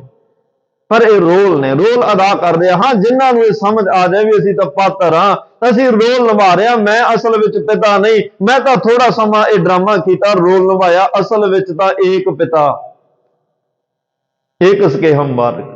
ਜਦੋਂ ਮਾਂ ਨੂੰ ਪਤਾ ਲੱਗ ਜਾਂਦਾ ਕਿ ਮੈਂ ਤਾਂ ਥੋੜਾ ਸਮਾਂ ਰੋਲ ਹੀ ਨਿਭਾ ਰਹੀ ਹਾਂ, ਅਸਲ ਵਿੱਚ ਮਾਂ ਤਾਂ ਪਰਮਾਤਮਾ ਹੀ ਹੈ। ਇੱਥੇ ਸਕੇ ਸੰਬੰਧੀਆਂ ਨੂੰ ਜਦੋਂ ਸਮਝ ਆਏ, ਇਸ ਤਰ੍ਹਾਂ ਕੋਈ ਮਾਮੇ ਦਾ ਰੋਲ, ਕੋਈ ਚਾਚੇ ਦਾ ਰੋਲ, ਕੋਈ ਤਾਏ ਦਾ ਰੋਲ ਜਦੋਂ ਸਮਝ ਆਉਂਦੀ ਆ, ਤੇ ਉੱਥੇ ਪਤਾ ਲੱਗਦਾ ਵੀ ਸਖਾ ਸੰਬੰਧੀ ਵੀ ਉਹ ਆਪ ਹੀ ਹੈ, ਪਰਮਾਤਮਾ ਹੀ ਆ। ਮੇਨ ਜਿਹੜਾ ਰਹਿਣ ਵਾਲਾ, ਸਦੀਵ ਰਹਿਣ ਵਾਲਾ ਤਾਂ ਉਹੀ ਹੈ। ਬਾਕੀ ਦਾ ਇਹ ਸੰਸਾਰ ਤਮਾਸ਼ਾ, ਇੱਕ ਨਾਟਕ ਹੈ। ਤਾਂ ਹੀ ਤਾਂ ਗੁਰੂ ਗੋਬਿੰਦ ਸਿੰਘ ਸਾਹਿਬ ਨੇ ਕਿਹਾ, ਮੈਂ ਹੋ ਪਰਮ ਪੁਰਖ ਕੋ ਦਾਸਾ, ਦੇਖਣ ਆਇਓ ਜਗ ਤਮਾਸ਼ਾ। ਤਮਾਸ਼ਾ ਦੇਖਣ ਆਇਆ, ਜਿਉ ਸੁਪਨਾ ਅਰ ਪੇਖਣਾ, ਐਸੇ ਜਗ ਕੋ ਜਾਨ। ਐਸੋ ਇਹ ਕਬੀਰ ਸਾਹਿਬ ਕਹ ਰਹੇ, ਐਸੋ ਇਹ ਸੰਸਾਰ ਦੇਖਣਾ, ਰਹਿ ਨਾ ਕੋ ਪਈ ਹੈ ਰੇ। ਇਹ ਭਾਈ ਮੈਂ ਇਹੋ ਜਿਹਾ ਸੰਸਾਰ ਦੇਖਣਾ ਦਾ ਅਰਥ ਵੀ ਤਮਾਸ਼ਾ। ਮੈਂ ਤਮਾਸ਼ਾ ਵੇਖਿਆ ਦੁਨੀਆ ਦਾ, ਚੰਗੀ ਤਰ੍ਹਾਂ ਵੇਖਿਆ, ਇੰਨੀ ਲੋਹਣੀ ਵੇਖਦਿਆਂ ਕੇਤੀ ਚੱਲ ਗਈ। ਇਸ ਤਮਾਸ਼ੇ ਵਿੱਚ ਬੜੇ ਲੋਕ ਆਉਂਦੇ ਵੇਖੇ ਤੇ ਰੋਲ ਨਿਭਾ ਕੇ ਜਾਂਦੇ ਵੇਖੇ, ਕੋਈ ਮੈਂ ਇੱਥੇ ਸਦੀਵ ਕਾਲ ਟਿਕਿਆ ਨਹੀਂ ਵੇਖਿਆ। ਤੇ ਇਸ ਤਮਾਸ਼ੇ ਦੇ ਵਿੱਚ ਨਾ ਇੱਕ ਗੱਲ ਦਾ ਖਿਆਲ ਰੱਖਣਾ, ਸੂਧੇ ਸੂਧੇ ਰੇਗ ਚੱਲੋ ਤੁਮ ਨਦਰ ਕੁਦ ਕਦ ਵਈ ਹੈ ਰੇ।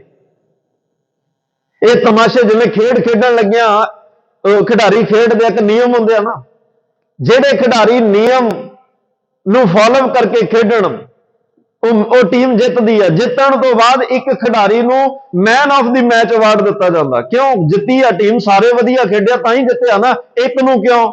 ਇੱਕ ਨੂੰ ਇਸ ਕਰਕੇ ਵੀ ਇੱਕ ਵਾਰ ਵੀ ਉਹਨੇ ਫਾਉਲ ਨਹੀਂ ਖੇਡਿਆ, ਇੱਕ ਵਾਰ ਵੀ ਉਹਨੇ ਗਲਤੀ ਨਹੀਂ ਕੀਤੀ, ਨਾ ਉਹਨੂੰ ਯੈਲੋ ਕਾਰਡ ਦਿਖਾਇਆ ਤੇ ਨਾ ਉਹਨੂੰ ਗ੍ਰੀਨ ਕਾਰਡ ਦਿਖਾਇਆ ਤੇ ਨਾ ਉਹਨੂੰ ਰੈੱਡ ਕਾਰਡ ਦਿਖਾ ਕੇ ਬਾਹਰ ਕੱਢਣ ਦੀ ਲੋੜ ਪਈ। ਉਹ ਫਾਉਲ ਕੀਤਾ ਹੀ ਨਹੀਂ ਉਹਨੇ, ਉਹਨੂੰ ਮੈਨ ਆਫ ਦੀ ਮੈਚ ਮਿਲਿਆ। ਤੇ ਗੁਰੂ ਘਰ ਵਿੱਚ ਮੈਨ ਆਫ ਦੀ ਮੈਚ ਦਾ ਅਰਥ ਕੀ ਹੈ? ਗੁਰਮੁਖ, ਇਹ ਉਪਾਧੀ। ਉਹਦੇ ਲਈ ਫਿਰ ਸ਼ਬਦ ਕੀ ਹੈ? ਗੁਰਮੁਖ ਜਨਮ ਸਵਾਰ ਦਰਗਹਿ ਚੱਲਿਆ, ਸੱਚੀ ਦਰਗਹਿ ਜਾਏ ਸੱਚਾ ਪਿੜ ਮੱਲਿਆ। ਜਿਹੜਾ ਆਪਣੇ ਜੀਵਨ ਦੀ ਬਾਜੀ ਜਿੱਤ ਕੇ ਜਾਂਦਾ ਹੈ ਤੇ ਇਸ ਸੰਸਾਰ ਵਿੱਚ ਨਾ ਉਹ ਵਿਕਾਰਾਂ ਤੋਂ ਹਾਰਦਾ ਹੈ, ਨਾ ਔਗਣਾਂ ਤੋਂ ਹਾਰਦਾ ਹੈ, ਨਾ ਪਦਾਰਥਾਂ ਵਿੱਚੋਂ ਹਾਰਦਾ ਹੈ, ਨਾ ਮੋਹ ਮਾਇਆ ਮਮਤਾ ਵਿੱਚ ਹਾਰਦਾ, ਬਲਕਿ ਸਾਰਿਆਂ ਵਿੱਚ ਰਹਿੰਦਾ ਹੋਇਆ ਪ੍ਰਮਾਤਮਾ ਨਾਲ ਜੁੜ ਕੇ ਜਿੱਤ ਕੇ ਜਾਂਦਾ ਹੈ। ਫਿਰ ਉਹ ਚੱਲਿਆ, ਚਲਾਇਆ ਨਹੀਂ। ਜਿਹੜੇ ਫਾਉਲ ਖੇਡਦੇ ਆ ਨਾ, ਵਾਰ-ਵਾਰ ਗਲਤੀਆਂ ਕਰਦੇ ਆ, ਉਹਨਾਂ ਲਈ ਸਤਿਗੁਰੂ ਕਹਿੰਦੇ ਆ, ਜਿਹੜੇ ਨੇ ਗੱਲ ਸੰਗਲ ਘੱਤ ਚਲਾਇਆ, ਵੱਡਾ ਹੋਆ ਦੁਨੀਦਾਰ, ਗੱਲ ਸੰਗਲ ਘੱਤ ਚਲਾਇਆ। ਵੱਡੇ ਵੱਡੇ ਲੋਕਾਂ ਨੂੰ ਗੱਲ 'ਚ ਸੰਗਲ ਪਾ ਕੇ ਚਲਾਇਆ ਜਾਂਦਾ, ਉਹ ਜਾਣਾ ਨਹੀਂ ਚਾਹੁੰਦੇ। ਉਹਨਾਂ ਨੂੰ ਫਿਰ ਸਿੱਟਿਆ ਜਾਂਦਾ ਧੱਕੇ ਨਾਲ ਗੱਡੀ 'ਚ ਵੀ, ਭਾਈ ਨਹੀਂ ਚਲੋ ਸ਼ਤਾਬ ਦੀਵਾਨ ਬੁਲਾਇਆ, ਹਰ ਫੁਰਮਾਨ ਦਰਗਹਿ ਕਾ ਆਇਆ। ਜਾਣਾ ਹੀ ਪਏਗਾ। ਹੁਣ ਅਸੀਂ ਲੈਣ ਵਾਲ ਜਿਨਖੀ ਚੀਰੀ ਦਰਗਹਿ ਫਾਟੀ, ਤਿੰਨਾ ਮਰਨਾ ਭਾਈ। ਚਿੱਠੀ ਆ ਦੇਖ, ਤੇਰੀ ਦਰਗਾਹ ਚੋਂ ਚਿੱਠੀ ਫਟ ਗਈ ਹੈ, ਤੈਨੂੰ ਹੁਣ ਜਾਣਾ ਪਏਗਾ। ਸਦੜੇ ਆਏ ਤਨਾ ਜਾਨੀਆਂ ਹੁਕਮ ਸੱਚੀ ਸਰਕਾਰੋ, ਸੱਚੀ ਸਰਕਾਰ ਦਾ ਹੁਕਮ ਆ ਗਿਆ ਤੇ ਹੁਣ ਚੱਲ ਸਾਡੇ ਨਾਲ। ਔਰ ਜਦੋਂ ਉਹ ਆਉਂਦੇ ਆ ਲੈਣ ਵਾਸਤੇ, ਫਿਰ ਧਨਵੰਤਾ ਅਰ ਨਿਰਧਨ ਮਨ ਹੀ, ਤਾਂ ਕੀ ਕਛੂ ਨਾ ਕਾਨੀ ਦੇ। ਧਨਵੰਤ ਆ, ਭਾਵੇਂ ਧਨਵਾਨ ਹੋਵੇ ਭਾਵੇਂ ਨਿਰਧਨ ਹੋਵੇ। ਤੁਸੀਂ ਸ਼ਮਸ਼ਾਨ ਘਾਟ 'ਚ, ਸ਼ਮਸ਼ਾਨ ਘਾਟ ਦੇ ਮੈਂ ਅੱਗੇ ਵੀ ਇੱਕ ਦਿਨ ਬੇਨਤੀ ਕੀਤੀ, ਅਰਥ ਕੀ ਨੇ? ਜਿੱਥੇ ਸਾਰਿਆਂ ਦੀ ਸ਼ਾਨ ਸਮ ਹੈ, ਕੋਈ ਵੱਡੇ ਛੋਟੇ ਦੀ ਲਿਹਾਜ਼ ਨਹੀਂ। ਉਸੇ ਕਬਰਾਂ ਦੇ ਮਿੱਟੀ 'ਚ ਹੀ ਕਬਰ ਬਣਨੀ ਆ, ਬਲਕਿ ਉਹਨਾਂ ਦੀਆਂ ਤਾਂ ਉਦਾਹਰਨਾਂ ਦਿੱਤੀਆਂ, ਇੱਕ ਸਰਾਣੇ ਭੋਏ ਸਵਣ ਕੀੜਾ ਲੜਿਓ ਮਾਸ, ਕੇਤੜਿਆਂ ਜੁਗ ਵਾਪਰੇ ਇੱਕ ਤਪਿਆਂ ਪਾਸ। ਜਿਹੜੇ ਵੱਡੇ ਵੱਡੇ ਰਾਜੇ, ਇੱਕ ਨਿੱਕਾ ਜਿਹਾ ਕਪਾਹ ਦਾ ਵੜੇਵਾ ਜੇ ਸੇਧ ਤੇ ਆ ਗਿਆ, ਸਾਰੀ ਰਾਤ ਨਹੀਂ ਉਹ ਸੁੱਤਾ, ਸਵੇਰੇ ਨੌਕਰਾਂ ਨੂੰ ਮਾਰਿਆ ਕਿ ਮੇਰੀ ਸੇਜਾ ਸਾਫ਼ ਨਹੀਂ ਕੀਤੀ, ਮੈਨੂੰ ਨੀਂਦ ਨਹੀਂ ਆਈ। ਫਰੀਦ ਸਾਹਿਬ ਕਹਿੰਦੇ ਅੱਜ ਕੇਤੜਿਆਂ ਜੁਗ ਵਾਪਰੇ ਇੱਕ ਤਪਿਆਂ ਪਾ, ਇੱਕ ਪਾਸੇ ਪਿਆਂ 'ਚ ਪਤਾ ਨਹੀਂ ਕਿੰਨੇ ਜੁਗ ਲਾਂਗੇ। ਸਰਾਣੇ ਇੱਟ ਰੱਖੀ ਹੋਈ ਆ, ਕੀੜਾ ਲੜਿਓ ਮਾਸ। ਜਿਹੜੇ ਆਪਣੇ ਸਰੀਰ ਦਾ ਇੰਨਾ ਖਿਆਲ ਰੱਖਦੇ ਸੀ, ਅੱਜ ਕੀੜੇ ਖਾ ਰਹੇ ਆ ਉਹ ਸਰੀਰ ਨੂੰ। ਜਿਨ ਲੋਇਣ ਮੈਂ ਜਗ ਦੇਖਿਆ, ਸੇ ਲੋਇਣ ਮੈਂ ਡਿੱਠ, ਤੇ ਕੱਜਲ ਰੇਖ ਨਾ ਸਹਿੰਦਿਆਂ ਸੇ ਪੰਖੀ ਸੂਏ ਬੈਠ। ਜਿਹੜੀਆਂ ਅੱਖਾਂ ਮੋਟਾ ਕੱਜਲ ਨਹੀਂ ਸੀ ਨਾ ਸਹਿੰਦੀਆਂ, ਬਰੀਕ ਨਹੀਂ ਪੀਸਿਆ ਗਿਆ, ਮੋਟਾ ਰਹਿ ਗਿਆ, ਅੱਖ ਵਿੱਚ ਸਾਰਾ ਦਿਨ ਰੜਕ ਪੈਂਦੀ ਰਹੀ। ਬਾਬਾ ਫਰੀਦ ਸਾਹਿਬ ਕਹਿੰਦੇ ਜਿਨ੍ਹਾਂ ਨੂੰ ਆਪਣੀਆਂ ਅੱਖਾਂ ਤੇ ਮਾਣ, ਜਿਹੜੀਆਂ ਅੱਖਾਂ ਕੱਜਲ ਦੀ ਰੇਖ ਨਹੀਂ ਸਹਿੰਦੀਆਂ, ਅੱਜ ਪੰਛੀ ਬਿੱਠਾਂ ਦੇ ਬੈਠੇ, ਆਲਣੇ ਪਾਈ ਬੈਠੇ ਉਹਨਾਂ 'ਚ। ਇਹ ਹਾਲਾਤ ਧਨਵੰਤਾ ਔਰ ਨਿਰਧਨ ਮਨ ਹੀ ਤਾਂ ਕਿ ਕਛੂ ਨਾ ਕਾਨੀ ਰੇ। ਉਹ ਜਦੋਂ ਜੰਮ ਲੈਣ ਆਉਂਦੇ ਆ ਭਾਈ, ਜਦੋਂ ਅੰਤ ਫਸੇ ਜਮ ਫਾਸ ਪਰਾਂਗੇ, ਜਦੋਂ ਮੌਤ ਆਉਂਦੀ ਆ, ਕਿਸੇ ਦੀ ਕੋਈ ਪਰਵਾਹ ਨਹੀਂ, ਭਾਵੇਂ ਉਹ ਨਹੀਂ ਵੇਖਦੇ ਅਮੀਰ ਹੈ। ਮੌਤ ਨੇ ਥੋੜਾ ਵੇਖਣਾ ਕਿ ਭਾਈ ਇਹ ਐਡਾ ਵੱਡਾ ਦੁਨੀਆਦਾਰ ਬਿਜ਼ਨਸਮੈਨ ਬੰਦਾ, ਇਹਨੂੰ ਅਸੀਂ ਲੈ ਗਏ ਤੇ ਦੇਸ਼ ਨੇ ਡਿਸਟਰਬ ਹੋ ਜਾਣਾ, ਇੱਕ ਸੂਬੇ ਨੇ ਡਿਸਟਰਬ ਹੋ ਜਾਣਾ, ਇੱਕ ਦੁਨੀਆ ਦੀ ਇਕਨੋਮੀ, ਸਾਰਾ ਜਿਹੜਾ ਲੈਣ ਦੇਣ ਉਹਦੇ ਤੇ ਪ੍ਰਭਾਵ ਪਏਗਾ। ਉਹ ਕਹਿੰਦੀ ਨਹੀਂ, ਸਦੜੇ ਆਏ ਤੇ ਨਾ ਜਾਨੀਆਂ, ਜਿਨ ਕੀ ਚੀਰੀ ਦਰਗਹਿ ਪਾਟੀ, ਅੰਤ ਫਸੇ ਜਮ ਫਸ ਪਰਾਂਗੇ। ਇਹਦੇ ਵੱਡਿਆਂ ਵੱਡਿਆਂ ਨੂੰ ਮੌਤ ਨੇ ਅੱਗੇ ਲਾ ਕੇ ਆਪਣੇ ਨਾਲ ਉਹ ਜਿਹੜੀ ਆ ਮੌਤ ਲੈ ਗਏ। ਤੇ ਪਿੱਛੇ ਸਵਈਆਂ 'ਚ ਆਇਆ ਸੀ, ਸਾਰੇ ਮੌਤ ਦੇ ਘਰ ਗਏ ਆ। ਦੇਸ਼ਾਂ ਨੂੰ ਜਿੱਤਣ ਵਾਲੇ ਰਾਜੇ, ਦੇਸ਼ਾਂ ਨੂੰ ਜਿੱਤਣ ਦੇ ਸੁਪਨੇ ਲੈਣ ਵਾਲੇ ਰਾਜੇ, ਤਿੰਨ ਤਿੰਨ ਲੋਕਾਂ ਦੇ ਰਾਜ ਕਰਨ ਦੇ ਸੁਪਨੇ ਲੈਣ ਵਾਲੇ ਰਾਜੇ, ਅੰਤ ਕੀ ਹੋਇਆ? ਮੌਤ ਦੇ ਘਰ ਗਏ, ਜਾਣਾ ਪਿਆ, ਜਾਣਾ ਪੈਂਦਾ। ਧਨਵੰਤਾ ਔਰ ਨਿਰਧਨ ਮਨ ਹੀ ਤਾਂ ਕਿ ਕਛੂ ਨਾ ਕਾਨੀ ਰੇ। ਰਾਜਾ ਪਰਜਾ ਸਮ ਕਰ ਮਾਰੇ ਐਸੋ ਕਾਲ, ਬਿਠਾ ਨਹੀਂ ਐਸਾ ਕਾਲ ਹੈ ਭਾਈ, ਰਾਜੇ ਤੇ ਪਰਜਾ ਨੂੰ ਸਮ ਕਰਕੇ ਇੱਕੋ ਜੀ ਮੌਤ ਦਿੰਦਾ। ਬਾਰੇ ਬੁੱਢੇ ਤਰਨੇ ਭਈਆ ਸਭ ਨੂੰ ਜਮ ਲੈ ਜਾਈ ਹੈ। ਬਾਰੇ ਬਾਲਕ, ਬੁੱਢੇ ਬਜ਼ੁਰਗ, ਤਰਨੇ ਜਵਾਨ, ਇਹ ਮੌਤ ਨੇ ਜਦੋਂ ਆਉਣਾ, ਨਾ ਇਹਨੇ ਬਚਪਨ ਵੇਖਣਾ, ਨਾ ਇਹਨੇ ਬਜ਼ੁਰਗ ਵੇਖਣਾ, ਨਾ ਇਹਨੇ ਜਵਾਨ ਵੇਖਣਾ। ਤਿੰਨ ਅਵਸਥਾ ਜਦੋਂ ਸੱਦਾ ਆ ਗਿਆ, ਜਦੋਂ ਇਹ ਸਵਾਸਾਂ ਦਾ ਪਾਣੀ ਜਾਂ ਕਹ ਲੋ ਇਹ ਸਵਾਸਾਂ ਦਾ ਤੇਲ ਇਸ ਦੀਵੇ ਚੋਂ ਮੁੱਕ ਗਿਆ, ਫਿਰ ਕਾਰਨ ਕੋਈ ਵੀ ਬਣੇ, ਦੀਵੇ ਨੇ ਤਾਂ ਬੁਝਣਾ ਹੀ ਹੈ। ਕਾਰਨ ਕੋਈ ਵੀ ਬਣੇ, ਬੁਝਣਾ। ਫਿਰ ਜਦੋਂ ਤੇਲ ਹੀ ਸਵਾਸਾਂ ਦਾ ਮੁੱਕ ਗਿਆ, ਤੇ ਸਤਿਗੁਰੂ ਕਹਿੰਦੇ ਆ ਅੰਤ ਫਸੇ ਜਮ ਫਾਸ। ਕੱਲੇ ਹੁਣ ਇਹ ਨਹੀਂ ਕਿ ਇੱਥੇ ਬ੍ਰਹਮਾ ਜੀ ਦੀ ਗੱਲ ਹੈ, शिव जी की गल है, जब विष्णु भगवान की गल, या राजे महाराजा की गल, तो महाराज ने तो अपने आप को भी कहा भाई सज्जन मेरे रंगले जाए सुते जी रान, हम भी वंजा डुमनी, असी भी जाना है, मैं भी जाना है। गुरु नानक साहब शरीर करके आए गए, दसे पातशाहियां ने शरीर ताई तो असी ज्योति जोत दिन भी मना रहे हैं। सिर्फ ज्योति जोत दिहाड़ा असी गुरु ग्रंथ साहब का नहीं मनाना, एक खालसा पंथ का नहीं मनाना। ना गुरु ग्रंथ साहब ने कदे मरना ते ना कदे खालसा पंथ ने मरना। इन्हां दे जन्म दिहाड़े मनाए जाणगे, इन्हां दे प्रकाश उत्सव मनाए जाणगे, इन्हां दे गुरता गद्दी दिवस गुरु ग्रंथ साहब का मनाया जाएगा, पहला प्रकाश मनाया जाएगा, ज्योति जो दिहाड़ा नहीं कदे आएगा। खालसा पंथ का साधना दिवस तुसीं मनाउंदे रहोगे, मनाउंदे आ रहे हो, ये मनाउंदे ही रहना जदों तक दुनिया रहनी आ, पर वो दिन बनिया ही नहीं जिद्दे खालसा पंथ का अंतिम दिन मनाउणा पवे। कदे ये नहीं तुहानूं कह के जाना पएगा घर अज खालसे की बरसी, असीं बरसी ते चले आ, जन्म दिहाड़े ते जाओगे, बरसी नहीं। तो महाराज कहंदे अंत फसे जम फास परांगे। भाई ये मौत है जिहड़ी, इत्थे वड्डे वड्डे ये जिहड़े आए सब इस दुनिया तो चले गए। जिहड़ा सारी कायनात नूं साजण वाला है, चलाउण वाला है, सतगुरु कहण लगे उहनूं मिलण लई किसे शक्ति दिख जां अदिख दा दरम्यान विच होना जरूरी नहीं है, क्योंकि जदों कोई इदां दी ताकत शक्ति विच आएगी ते बंदे नूं हंकार होएगा, जदों हंकार होएगा तां मिलाप नहीं होएगा। लो सतगुरु हुण निचोड़ कढण लगे आ 8वां सवैया आखिरी तुक विच एक गुलदस्ता जिहड़ा बनाया, 2 सवैये हले रहिंदे आ, जिहड़ियां 4 शक्तियां का जिक्र कीता सी ना, ओहदा सतगुरु हुण निचोड़ एक साझा फैसला देण लग्या। जे नर श्री पत के प्रस है पग, ते नर फिर ना दे तरैंगे। हुण इत्थे थोड़ा जिहा फिर रुकना पएगा, जिथे गल शक्ति की गल चल रही है ਉੱਥੇ ਨਾਲ ਨਾਲ ਹੰਕਾਰ ਦੀ ਵੀ ਗੱਲ ਚੱਲ ਰਹੀ ਹੈ। ਪਿੱਛੇ ਸ਼ਕਤੀਆਂ ਦਾ ਜ਼ਿਕਰ ਹੈ ਤੇ ਏਕ ਰਤੀ ਬਨੇ ਏਕ ਰਤੀ ਕੇ ਗਿਆ, ਉਹਦਾ ਕਾਰਨ ਕੀ ਸੀ? ਹੰਕਾਰ ਸੀ। ਭਗਤੀ ਮਾਰਗ ਵਾਲੇ ਨੂੰ ਹੰਕਾਰ, ਕਰਮਕਾਂਡੀ ਨੂੰ ਹੰਕਾਰ, ਰਾਜੇ ਨੂੰ ਹੰਕਾਰ, ਵੀਰ ਯੋਧੇ ਨੂੰ ਹੰਕਾਰ, ਆਦੇਸ਼ ਤਾਕਤਾਂ ਦਾ ਵੀ ਬੜਿਆਂ ਨੂੰ ਹੰਕਾਰ ਹੋਇਆ ਕਿ ਮੇਰੇ ਕੋਲ ਇੰਨੀਆਂ ਰਿੱਧੀਆਂ ਸਿੱਧੀਆਂ, ਸਿੱਧਾਂ ਨੂੰ ਹੰਕਾਰ ਹੀ ਤਾਂ ਸੀ ਨਾ, ਹੋਰ ਕੀ। ਜੋ ਸਤਿਗੁਰੂ ਕਹਿੰਦੇ ਆ ਜਿਹੜੀ ਰੁਕਾਵਟ ਹੈ ਉਹ ਹੰਕਾਰ ਹੈ। ਹਰ ਜੀਉ ਹੰਕਾਰ ਨਾ ਭਾਵੀ, ਹਉਮੈ ਨਾਵੈ ਨਾਲ ਵਿਰੋਧ ਹੈ।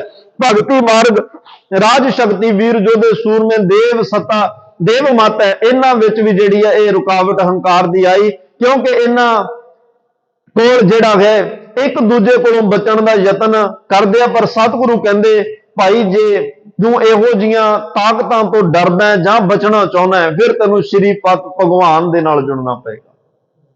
ਸ਼੍ਰੋਮਣੀ, ਜਿਹੜਾ ਸਭ ਤੋਂ ਸ਼੍ਰੋਮਣੀ ਹੈ, ਸ੍ਰੇਸ਼ਟ ਹੈ, ਜਿਹਨੇ ਤੁਹਾਨੂੰ ਸਾਨੂੰ ਸਾਰਿਆਂ ਨੂੰ ਬਣਾਇਆ, ਉਸ ਪਰਮਾਤਮਾ ਸਰਵ ਸ਼ਕਤੀਮਾਨ ਨਾਲ ਜੁੜਨਾ ਪਏਗਾ। ਕਿਉਂਕਿ ਇੱਥੇ ਸਤਿਗੁਰੂ ਉਸ ਸ਼੍ਰੀ ਪਤ ਨਾਲ ਜੋੜਨਾ ਚਾਹੁੰਦੇ ਆ, ਚਾਹੇ ਜਿੰਨੀਆਂ ਮਰਜ਼ੀ ਤਾਕਤਾਂ ਸ਼ਕਤੀਆਂ ਨੇ, ਪਰ ਗੱਲ ਨਹੀਂ ਬਣਨੀ ਜਿੰਨਾ ਚਿਰ ਤੂੰ ਉਸ ਪਰਮਾਤਮਾ ਨਾਲ ਨਹੀਂ ਜੁੜਦਾ, ਜਿੰਨਾ ਚਿਰ ਉਹ ਸ਼੍ਰੀ ਪਤ ਭਗਵਾਨ ਨਾਲ ਨਹੀਂ ਜੁੜਦਾ। ਸ਼੍ਰੋਮਣੀ ਮਾਇਆ ਦੇ ਪਤੀ ਔਰ ਸੰਸਾਰ ਸ੍ਰਿਸ਼ਟੀ ਦੇ ਮਾਲਕ ਨਾਲ ਨਹੀਂ ਜੁੜਦਾ, ਉਨੀ ਦੇਰ ਤੱਕ ਗੱਲ ਨਹੀਂ ਬਣਨੀ। ਤੇ ਨਾਲ ਫਿਰ ਨਾ ਦੇ ਤਰਾਂਗੇ, ਜੇ ਤੂੰ ਸ਼੍ਰੀ ਪਤ ਦਾ ਪੱਗ ਪਰਸੇਗਾ ਫਿਰ ਤੂੰ ਦੇ ਨਹੀਂ ਤਰੇਗਾ, ਕਿਉਂਕਿ ਉਹਦੇ ਨਾਲ ਜੇ ਸਪਰਸ਼ ਕਰਨਾ ਨਾ ਪਰਮਾਤਮਾ ਨਾਲ, ਫਿਰ ਦੇ ਨਹੀਂ ਚਾਹੀਦੀ। ਆਹ ਬੇਨਤੀ ਥੋੜੀ ਧਿਆਨ ਨਾਲ ਸੁਣਿਓ। ਜੇ ਸ਼੍ਰੀ ਪਤ ਭਗਵਾਨ ਨੂੰ ਮਿਲਣਾ ਫਿਰ ਸਰੀਰ ਨਹੀਂ ਚਾਹੀਦਾ, ਕਿਉਂਕਿ ਨਿਰੰਕਾਰ ਹੈ।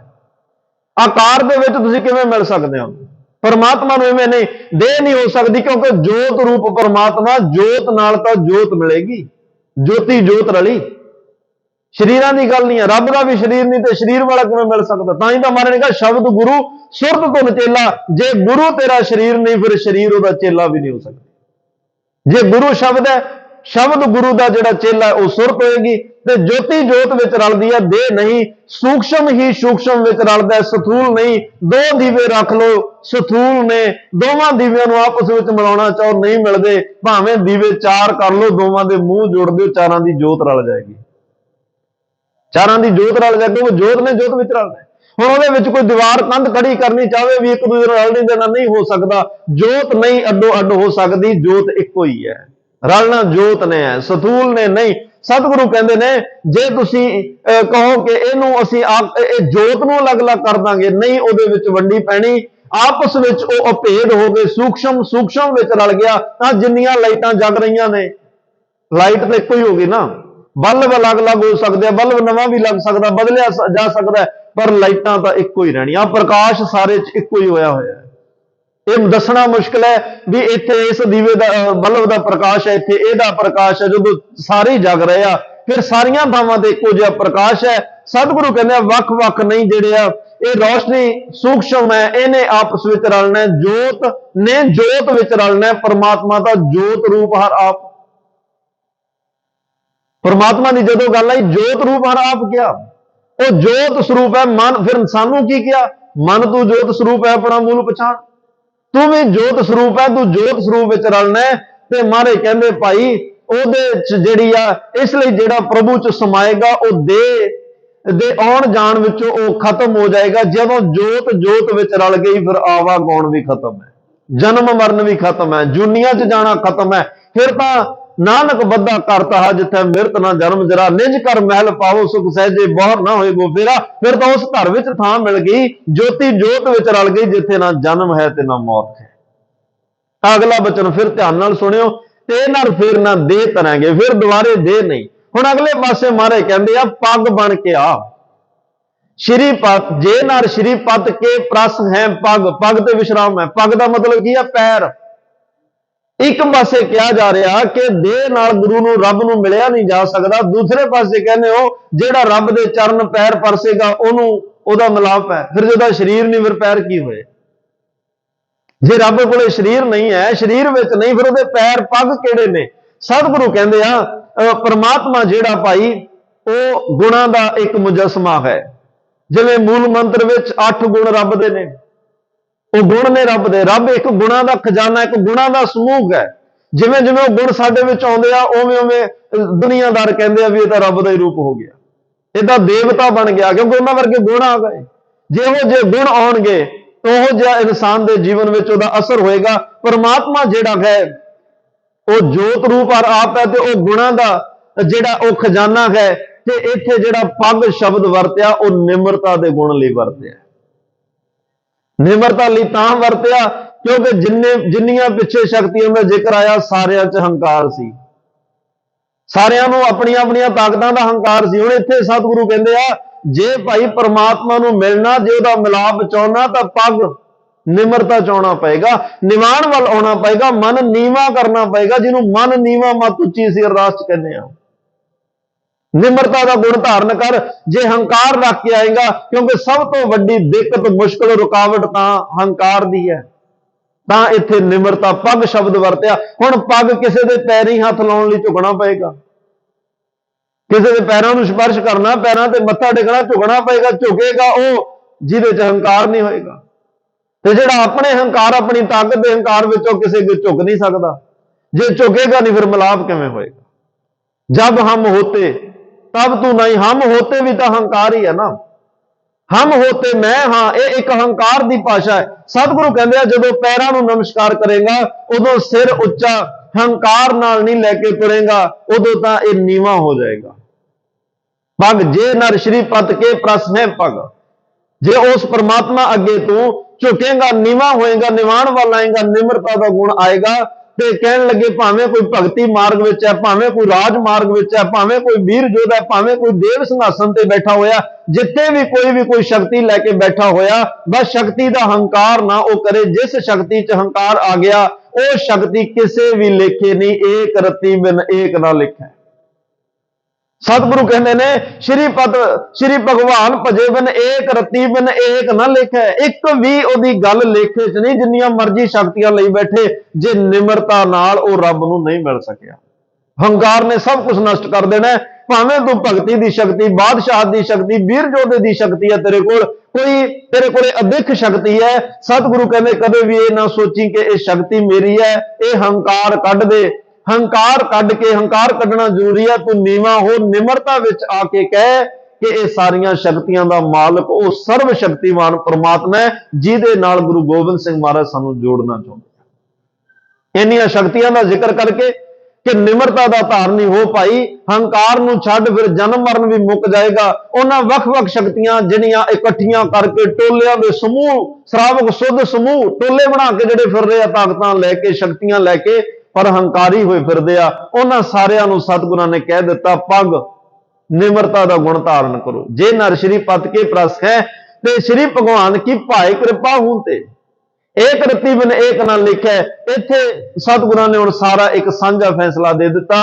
ਚਾਹੇ ਉਹ ਦੇਵ ਸ਼ਕਤੀ, ਭਗਤੀ ਸ਼ਕਤੀ, ਰਾਜ ਸ਼ਕਤੀ, ਵੀਰ ਯੋਧਿਆਂ ਦੀ ਸ਼ਕਤੀ, ਜਿੰਨੇ ਵੀ ਸੰਤ ਸਮੂਹ ਅਨੇਕ ਮਤੀ ਕੇ, ਜਿੰਨੇ ਵੀ ਮਾਰੇ, ਕਹਿੰਦੇ ਮੈਂ ਸਾਰੇ ਦੇਸ਼ ਦੇਸ਼ਾਂਤਰ ਵਿੱਚ ਫਿਰ ਕੇ ਵੇਖਿਆ, ਸਾਰੇ ਭਾਵੇਂ ਤੀਰਥਾਂ ਤੇ ਇਸ਼ਨਾਨ ਕਰਨ ਵਾਲੇ ਆ, ਹਾਥੀਆਂ ਦੇ ਦਾਨ ਕਰਨ ਵਾਲੇ ਆ, ਭਾਵੇਂ ਉੱਥੇ ਜੀਵ ਦਾਨ, ਦਮੜਾ ਦਾਨ ਕਰਨ ਵਾਲੇ ਆ, ਚਾਹੇ ਉਹ ਮੌਨ ਵਰਤ ਰੱਖਣ ਵਾਲੇ, ਚਾਹੇ ਜਲ ਧਾਰੇ ਕਰਨ ਵਾਲੇ, ਕੋਈ ਵੀ ਕਰਮ ਕਾਂਡ ਜਿਹੜਾ ਵੀ ਧਰਮ ਦੀ ਦੁਨੀਆ 'ਚ ਕਰ ਰਿਹਾ, ਨਾਲ ਹੰਕਾਰ ਪਾਲ ਰਹੇ ਸੀ। ਮੈਂ ਸਾਰਿਆਂ ਲਈ ਇਹ ਸਾਂਝੀ ਬਾਤ ਪਾ ਰਿਹਾ ਕਿ ਮਨ ਵਿੱਚੋਂ ਹੰਕਾਰ ਕੱਢ ਦੋ।